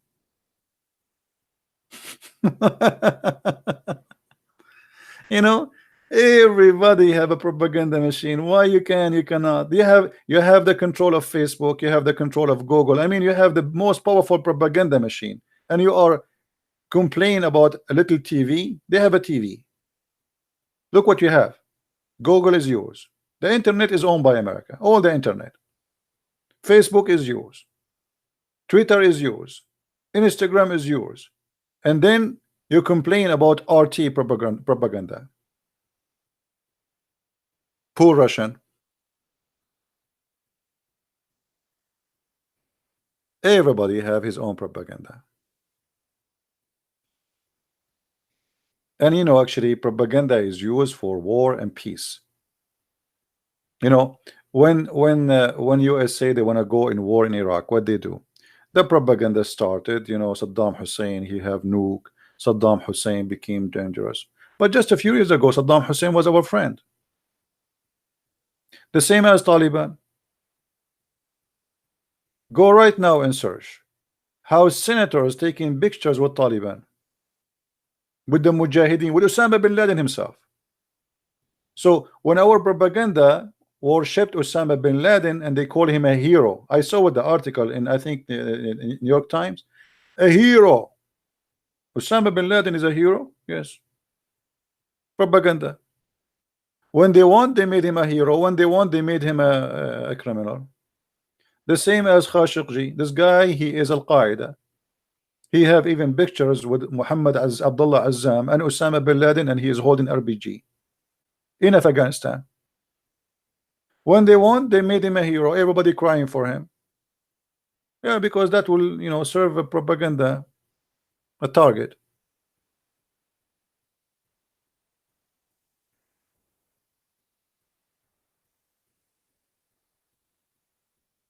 right? So my friend, always try to see the world in different way. Don't always see a person in front of you who have a propaganda. All of them they lie. ART they lie. Turkish TV they lie. Fox News they lie. CNN, all of them. Actually, if you filter the lies of their news, you will find that the news they have is not even maybe 1% is true news. Not even the title is true in all of them.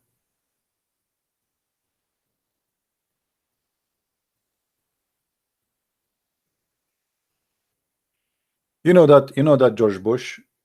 Anyone remember the attack on in a town? It's called Beslan in Russia. Who remember it?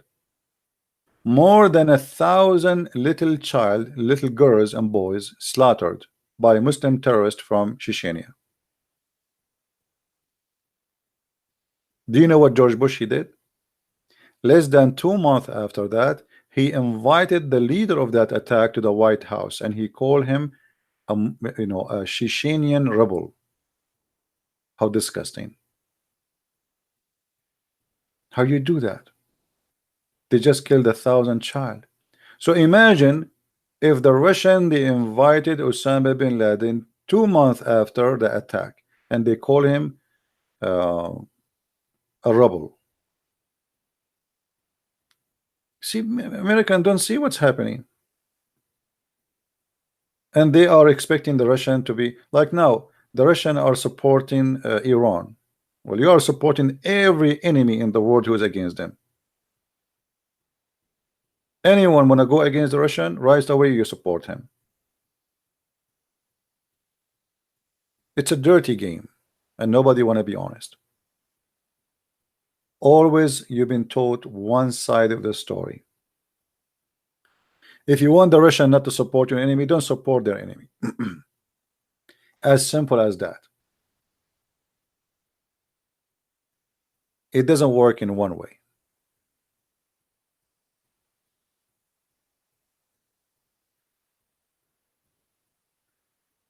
And for me, I am not defending the Russian, by the way. I'm just saying the truth. Why I want to defend the Russian? Am I Russian? Tomorrow they will spread rumors saying a Christian prince is Russian, obviously, right? I am an American. I even joined the USA Army. I love this country, and this is why I joined the army to defend this country. But saying the truth, it's not a question. It's a must for somebody as a Christian. Say it as it is. People will hate you for it. People will like you. Doesn't matter. Say it. Don't be hypocrite. Otherwise, you join the club of hypocrisy. Like we speak about the KGB, right? KGB, KGB, KGB. Is the CIA better? I mean, is it a noble, ethical organization? you know, assassination. The KGB, they assassinate. Well, do you remember the story? Like the scientist who supposedly the Russian they tried to assassinate him, and how Europe went crazy because of that, and England and blah blah. CIA they assassinate every time. Always we assassinate people. Always. And we don't send the W7 agent no more. We have the drone. We go to Somalia, like Al-Wakili, who is an American citizen who was killed or he joined terrorists. We assassinate him. That's assassination. What about Osama bin Laden? Did we assassinate him? The guy was in his house. So they cannot assassinate. We can assassinate.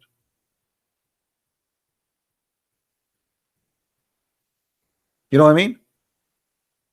People don't want to see reality. They do the exact same act which they're accusing Russia to do. I see the world is like this. I mean, especially politics is like a whore. Her skirt is not even 1 inch, and she have no panty. And she's speaking about the other whore, and she have a dirt in her pant. But the first one, she don't have even a panty.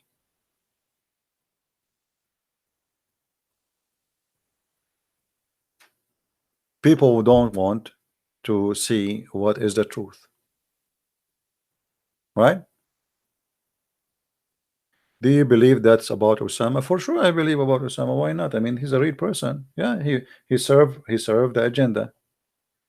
And always Osama bin Laden, he was, Osama bin Laden was using the American, by the way, and the American, they were using him. It's like sex with benefit. They quite friend with benefit. They are in bed together. Both of them, they are using each other. So yes, the same as the Islamic countries in many countries now, they are using America. When the Shia, they wanted to get rid of Saddam, they came hundreds of Muslim scholars kissing the shoes of George Bush, convincing him that if you go to Iraq, we will join you, we will support you. So George Bush, he thought it's going to be like a picnic trip. Okay, we will go. Let us take Iraq. They went there after the American army. They finished. Suddenly, all those Muslim clerics, they want America to leave because they used them. And the foolish Western, they did not get it. They use you. Always they use you. Same as the war in El Bosnia. Same as the war in Somalia. Same as the war in Yemen. When they are done with you, they will say to you, get lost. Any one of you heard of something about Lawrence the Arab? Who knows about Lawrence the Arab? Anyone heard of this name before? Or Lawrence the Arabian? Lawrence the Arabian is a real person. It's like James Bond now. But this is real. When the British, they want to get rid of the Ottoman or destroy the Ottoman Empire, they send one guy, just one guy, not 10, not 20, not 30, one guy very well skilled, very well trained to make bombs, to give training, and he start training the Arab how they can fight and make a revolution against the Ottoman. And he was extremely successful. And then suddenly, oops, we have a new kingdom. It's called the Arabian Kingdom by a king. His name is Faisal. Oh, sorry, they brought first Sharif Hussein. The Sharif, which means the Honorable Hussein, who claimed to be from the family of Muhammad. He was made king by the British people, British government.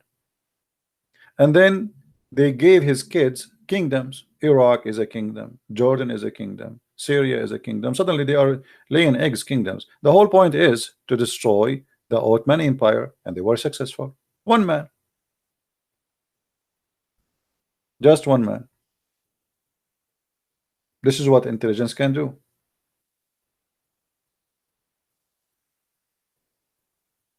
Right?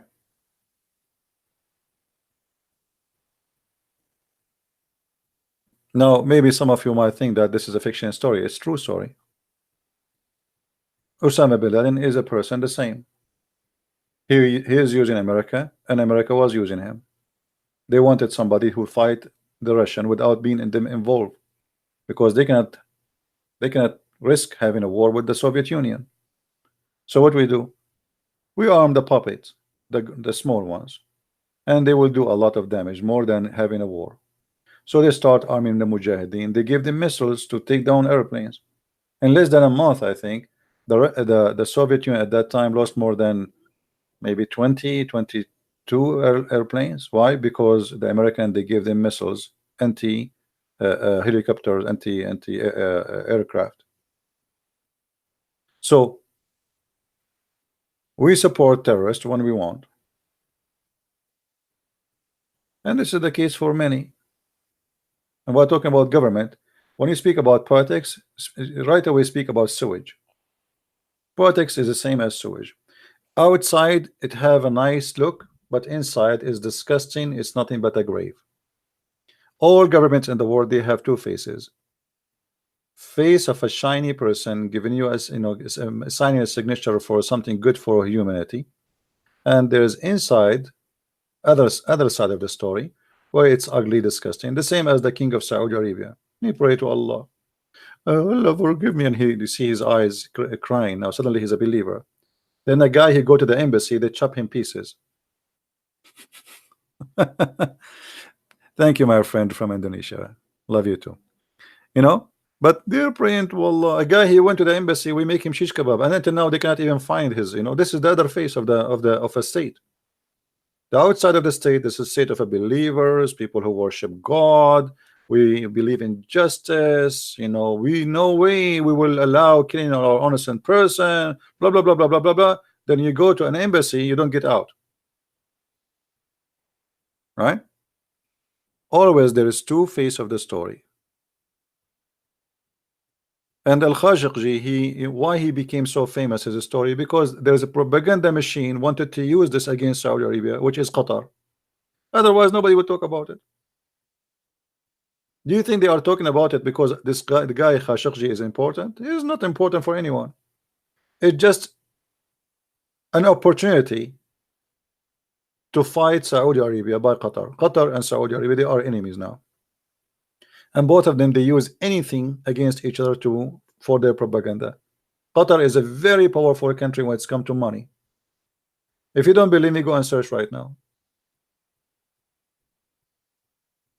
The biggest hotels in Europe owned by Qatar. Stadium, same as the Saudi.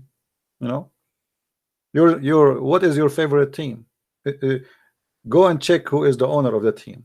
You will not be surprised if the owner is an Arab, either Qatar or Emirat or Saudi Arabia.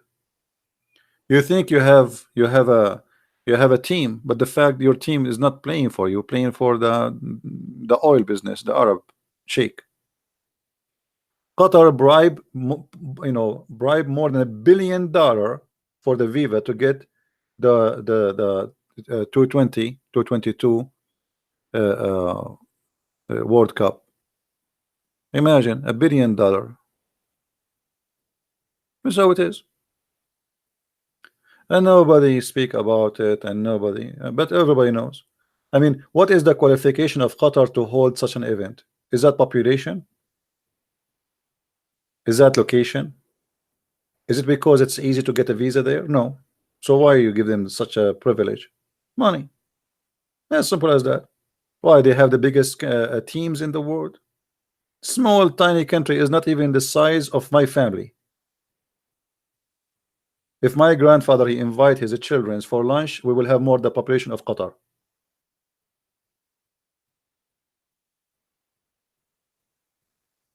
What Qatar? Qatar is not even a country.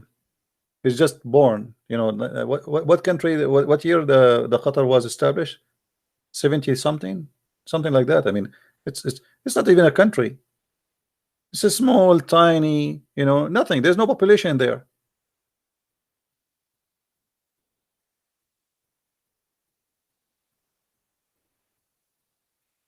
And suddenly it became the center of everything. Why? Because of money, gas and oil.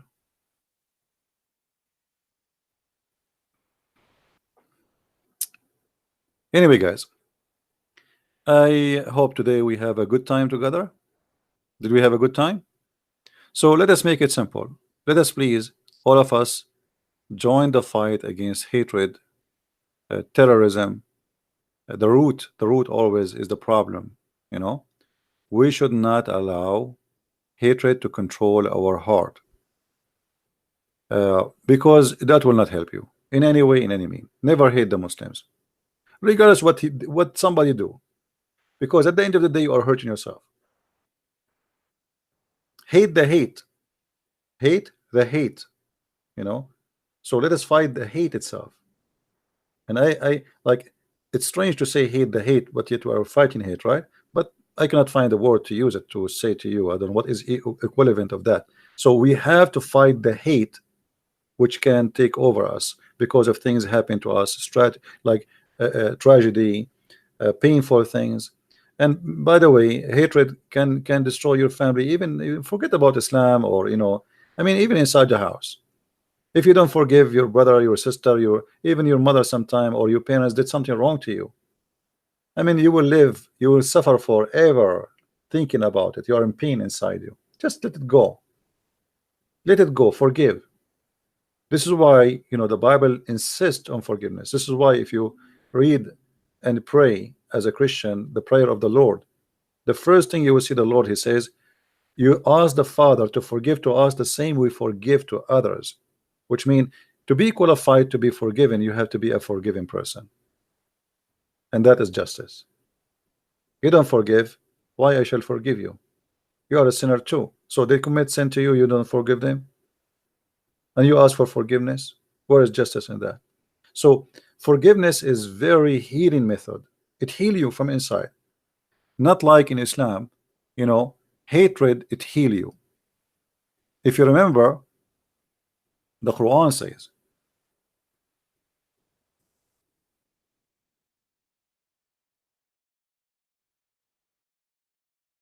in chapter 9 verse number 14, chapter 10 verse number 57. But in chapter 9:14 is speaking about healing the chest of the believers by killing the enemies. We don't want to believe in that. In fact, that will not heal you. That will make you more in sorrow, because the enemy will respond back, and then they will kill your child, and then what will happen? You are not healed. You are suffering more and more. They are suffering and you are suffering. That will bring nothing but suffering to mankind.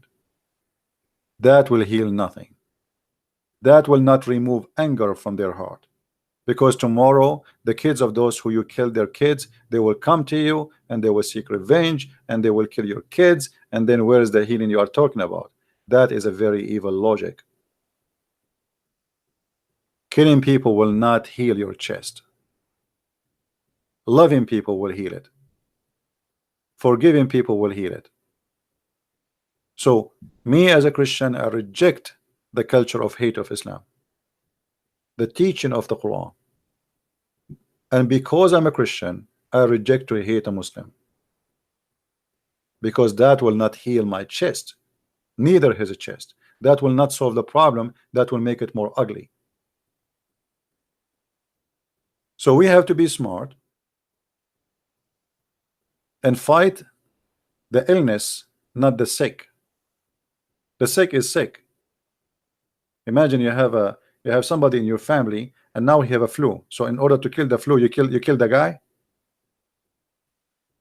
No, we want to kill the flu, not the guy. Fight the sickness. Jesus, he said, I came to the sick, not to the healthy. And that's very logical. The one who need your help is a sick. They need your help, not your killing. So even if somebody, let us say, somebody is racist. Somebody is racist. Somebody, he hate me because I'm a Middle Eastern. So what I would do, I will kill him. Then his family, they will hate me more. Now they will hate more Middle Eastern. That will not solve the problem. Show him that I am not a bad person. Why you hate me? What I did to you? Try to find out the roots of the problem. Why you want to hate a person? He's a black. Who said that the black people? Okay, if you have a problem with somebody, he was a black one day, doesn't mean that all black people are the same as that guy. The same as the white person. Why somebody is black, you want to hate the white people? Who said that all the white are bad or all the white are good? So we have to fight the root of hate, otherwise that will never stop, and that will increase, and that will divide society. And imagine society is divided within their own, where people, they just point finger at each other. You are white, you're black, you're Chinese, you're a Christian, you are a Muslim, and we hate each other. What a hell of life.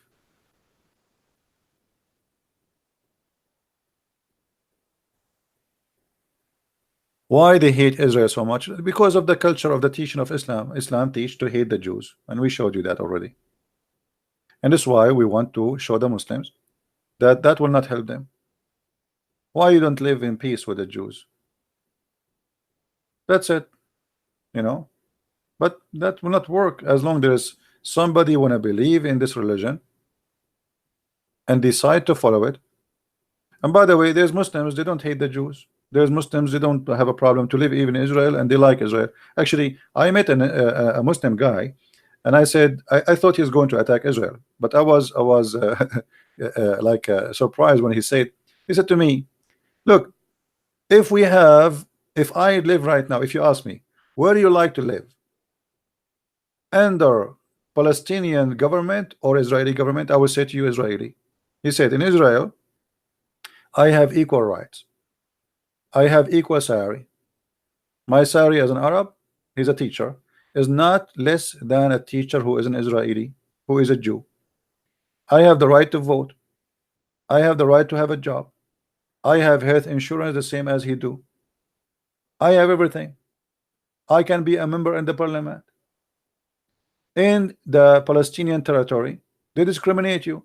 In order to be somebody who have a doctor, you have to be rich.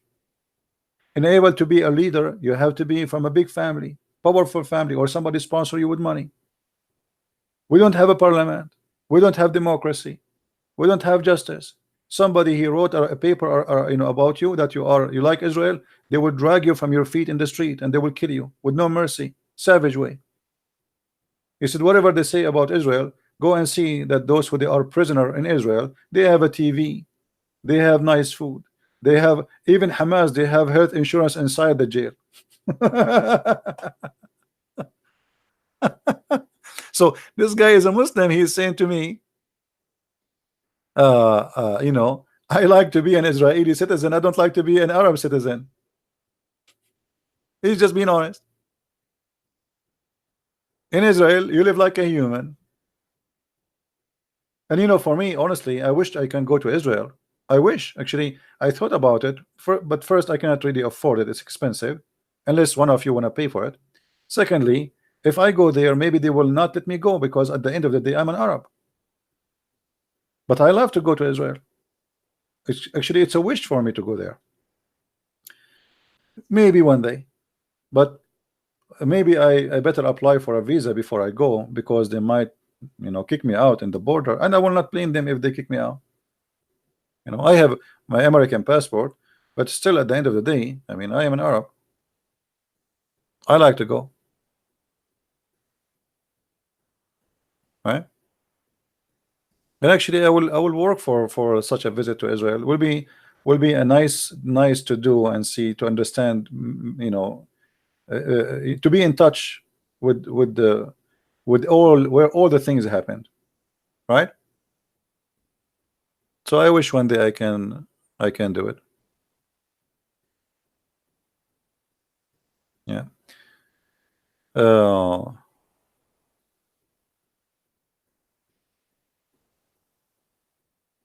why you don't refute Mukhtar Bashama's video against you about Arabic grammar? Who is this guy? Bagamar Bagaza Gaza. And why he don't call me? And why I need to refute him? Why about he call me to refute me? Debating yourself, making a little video, and like 50 people watch it. What about you? Call me and show everybody, huh? I want to go in to refute him. I will go to the bathroom. I will close the door of the bathroom and I will do all the fart I have. But let him fart. If he is a man and he have something to say, call me. We are live, and my Skype is open right now. Let them cry like babies.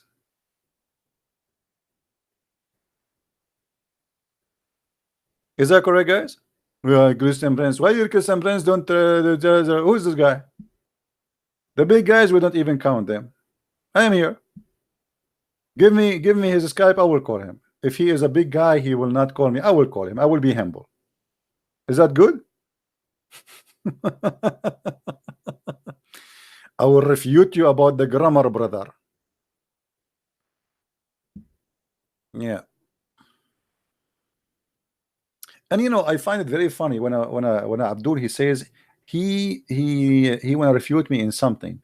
So let us say for the sake of argument, somebody here refuted me in 1 or 2 or 3 things. So are you saying the 99.99999 things he said is true? How horrible. Huh? Yeah. We are. Have you ever honestly, just be honest with yourself. Have you ever see somebody have the courage to take a live call? That's a big responsibility and big challenge, because I don't know what the question would be. Correct? All those who claim either fighting Christians or fighting Islam, without mentioning names, they don't have their Skype open. for a very simple reason. This is not easy to do. You don't know even what he will say to you. You have to be a person with vast knowledge in the topic, so you don't care what the person he will call and he will say. And because all of them, they are potatoes, copy paste, they search in Google, and this is what they can talk about, and they have a specific topic to talk about. And this is why a Muslim, when I debate me, he have to prepare for the debate for maybe a century. Let us choose a topic, and always the topic is going to be the Trinity. The Trinity, that's it. The Muslim, he always seek refuge inside the Trinity, because he cannot, he's afraid I'm going to ask him a question, so he want to debate only about the Trinity. Why those who claim to be big potatoes in Islam don't open their Skype and anyone call us, and I will be the first one to call? Do it. They don't dare, right?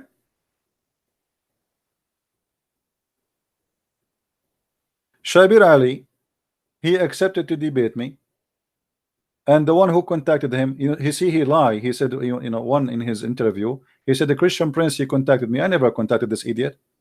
Who are you to contact you? It was ABN. They sent me an email and send him an email. ABN, they said to me, there's a guy, we want you to debate him. At that time, I do not know even who is he. I said, whoever he is, I don't care, just let me know. Then I receive an email, which is they forward from Shabir Ali to me, and he said that he accepted to debate me. And then I noticed the name is Shabir Ali. I don't care. And then at that time I was doing the shipping for my books by myself in Amazon. So I saw an order from Shabir Ali buying my book, and I made a video about it. Shabir Ali, after he bought my book, 5 or less than 4 days after, I think, he sent an email to ABN saying he apologized from doing a debate with the Christian Prince because he is busy with his PhD, which is absolutely big false excuse. Because before he finished his PhD, he debated David Wood maybe more than 4 or 5 times. He's just trying to escape. And he wrote my book, and he got my book, and he never have. Why Shabir Ali don't go in his program and say, hey, Christian Prince book is full of garbage, let me show you? Why you don't do that? There's one of you, he asked him a question, I don't know if you remember the video. One of you, he asked him, I have a $1 million question for you. When you are going to debate Christian Prince, he starts saying high leak, low leak, trying just to, Shabir Ali is being Shabir Ali, being the guy who never answered a question. He said maybe one day, but I guarantee you that this day will never happen. Right? Muslims, when they debate only a person they think they can make it with him. It doesn't matter who is he. Which means, let us say, it is possible I can make I make myself look good in front of the audience. It's possible. If that is not possible, why he want to do it?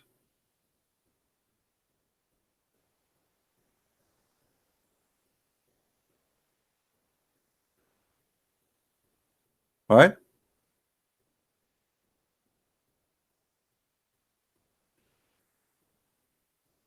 I don't want to say he's a coward. It doesn't matter. He's a smart. Actually, he's smart. He is being smart because if he debate me, everybody will be laughing at him. Imagine Shabir Ali is calling me right now. I mean, how horrible the outcome of that will be. All of us, we knew what will happen. The same reason Mimi Hijab, he ran away. The same reason Samsi, what his name, Shamshi. The same reason the nurse Ali Dawa. All of them, they are kids. Who is the one who's calling me? Is the one who, who do not know what he's talking about. Those who they are smart, they will not call because they knew what the outcome.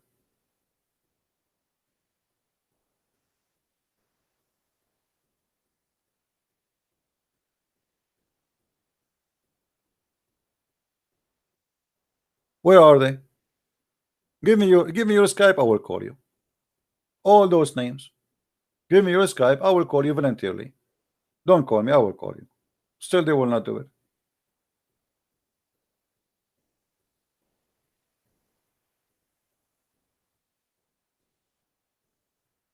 Anyway, my friend, we are happy that the Lord he provide us with knowledge, and I am happy myself that I was able to help a lot of Christians to learn how to refute this cult. uh, and I think this is very, let's say we are lucky. CP, is true that the Quran gives Muslims the right to wipe people who sin and whip. What you mean, whip people in public? Yes, but is you see the teaching of Islam is not only in the Quran. Uh, maybe in the future videos we can talk about how Muhammad started what it's called mutawa. Mutawa right now, if you go to Saudi Arabia, let me search some pictures. In Saudi Arabia they have something mutawa.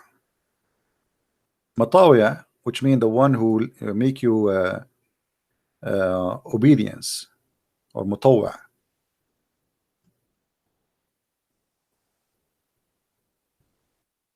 So if you are not obeying the Sharia law, they will beat you up in the street, and that is started from the time of Muhammad. This is not something new.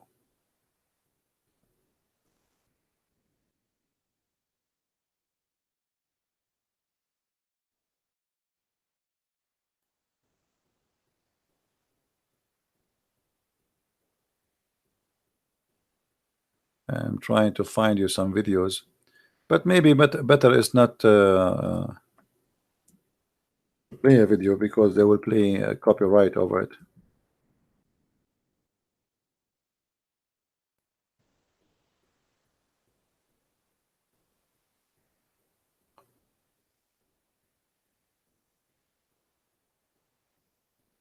Yeah, there's tons of videos. Anyway, you can search about them. It's called the religious police. To make it simple, the religious police. The religious police, if you don't close your store in the time of the prayer, they can beat you up. Because the Quran says وَيَدْعُونَ إِلَى الْمَعْرُوفِ وَيَنْهُونَ عَنِ الْمُنْكَرِ. They order to do the right thing, and they forbid what is munkar, which means rejected.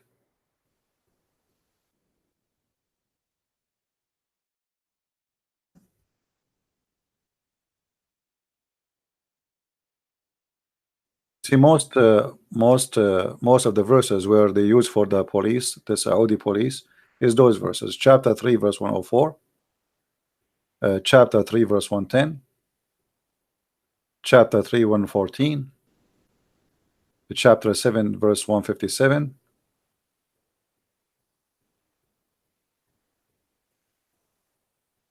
So like this is the major, the major teaching where the religious police started from. All right, which is saying that the believers, they should enforce the goodness and forbid what is not good. And who is the one who decided it was not good? Muhammad. All right, like if you remember, we always mention chapter 3 verse number 10, right? You are the best of the community who has been raised up to mankind. Why? If you go in the hadith explained that. The hadith says that the Muslims are the best of the community. See, this is the verse, same chapter, chapter 3 verse 110. It says you are the best of people ever raised for the benefit of mankind. And here chapter 3 110, the best of for mankind are those who bring them with the chains around their necks till they embrace Islam. So using violence is a way to force people to embrace Islam and to practice Islam. Do you see it? And Muhammad, he said it clearly that if you like if you see somebody doing something not right, fix it with your hand, which means use violence. But if you could not, you are weak, he's stronger than you, just do it by your mouth. Even if you cannot do it by your mouth, then shut up. you know, Hypocrisy, right?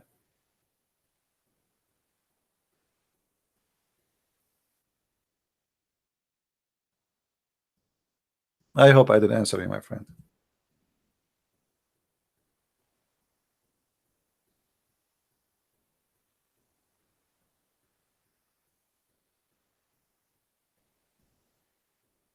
Any Abdul before we go? See, I open my Skype, not even one Abdul. He have the courage really to call us.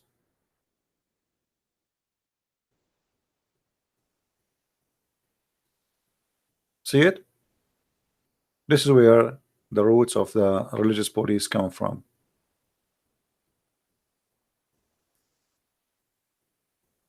All right, I better go because look like we have a storm coming, big one, and I hope we will not lose electricity. I hope so. Again, I'm not going to keep this video really. There's nothing much. There's no debate. I keep them only if there's an important debate, and if there's nothing really, I'm not going to keep them. I like to keep my page only the debates, and those who they are not really too much important for me, you guys can download them and have them around. So please always download my videos as soon as I finish, and take my advice. And this is an advice from a person who have no benefit of giving you advice except what is good for all of us. Don't adopt hatred in your heart, even with your friends, not only with Muslims, not only with the atheists, not only, I mean, whoever you are. Hatred will not help you. If you live in a house, imagine you have one person in the house, he have hatred for people around. How ugly the house will be. You will lose a trust, you will lose security, you will lose safety. You will not, your life will be destroyed. Imagine you have a wife and you hate her, or she hate you. What kind of marriage this marriage is? Imagine you have a son but he hate you, your son. That's possible. That means there is a failure in the house, big failure. Hate present a failure, not a succeed. And Islam teaching hate present that Islam is a failure, which is in purpose happen because it's from the devil. The devil always behind all hatred. He is the father of all lies. Where he says to you, oh, a black person is bad, so we have to hate him. That is because he's lying to you, making you put your anger in someone else, so he will hate you back, and that will destroy the society. What is going to be better? If we black and white live together in peace and love each other, or we hate each other? I mean, the answer I think is very simple, right? Same as with Muslims. What is better if we Christians, Jews, Hindus, Muslims, atheists, we live in one society, and if one of us he in the street he need help, all of those people will help. Isn't it beautiful? I told you last time when I was in Germany, I saw an old woman twice actually, one in the bus and once in the bus station. It's like a long distance travel. I saw an old woman. I don't know her. She's a Muslim. She's dressing as a Muslim. I gave her my seat. It was raining and there's no umbrella. It's like there's a small spot you can sit underneath of it, and I have a seat, and she came. She's an old woman. I gave her my seat even though I am tired, long distance. I am coming from USA. I mean, long distance, long trip. I need to sleep. I did not sleep in the so I gave her my seat. She's a Muslim. Why not? Why not, my friend? And if you are a Muslim and you see a woman, she is old, doesn't matter who she is a Jew, she is a Hindu, she is a Christian. Be a human. Stop adopting the culture of hate, because could be your mother, it could be my mother. So look at her as a mother of somebody, and she's an old woman, and one day you yourself you will be old. And this is something actually we miss in our society, that like when you see somebody is an old, help him. Don't you are young, you can stand up, you can stand in your feet for 2 hours, 3 hours. Don't be stupid, don't be an idiot. You have a gum in your mouth and like and there's nothing happening. You see a woman, she's pregnant, give her your chair. Shame on you to be there and you don't do something good. Be a man. You know what, man? We need to learn again how to be a real man. In the old days, I mean, you watch the old days movies and you see how a person he speak to a woman with respect. Yes, ma'am. How a man he stand up and he give his chair to a woman, especially if she is old or she is, you know, I guarantee you they will stand up for a woman she have a short skirt. But if she's old, nobody want to stand up for her.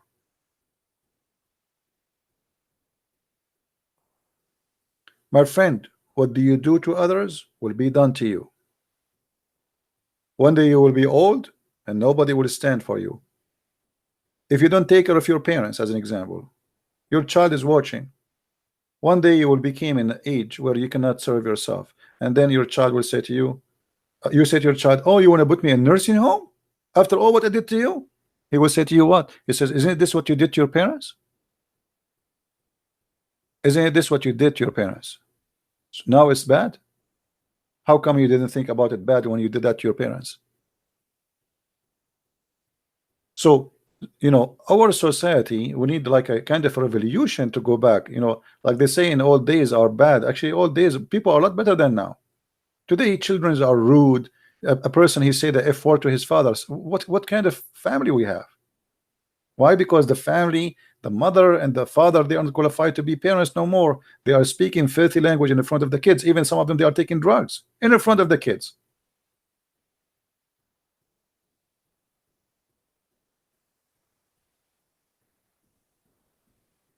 This is why I say not everyone is a qualified to be a parent. If you cannot be qualified to be a parent, don't get married and don't have kids.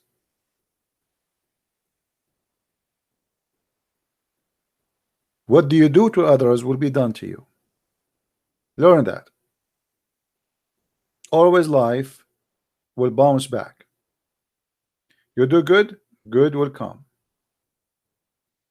I go everywhere and I find people who want to help me left and right. I do not know them. And I think the Lord always he pay me back.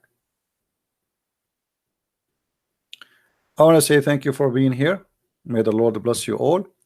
And until we see you again soon, please don't forget to subscribe, share our videos, tell your friends, and if you like to learn more about Islam, feel free to read my books. We have them in many languages.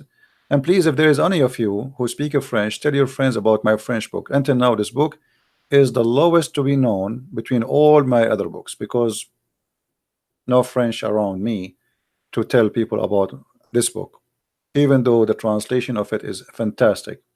So if you are a person who speaks of French, please tell everybody you know from those who speak French about this book, and you can find it in Amazon. Thank you very much for being here. May the Lord bless you, and I will see you soon again. Christ is Lord, Islam is false, and see you soon. Bye bye.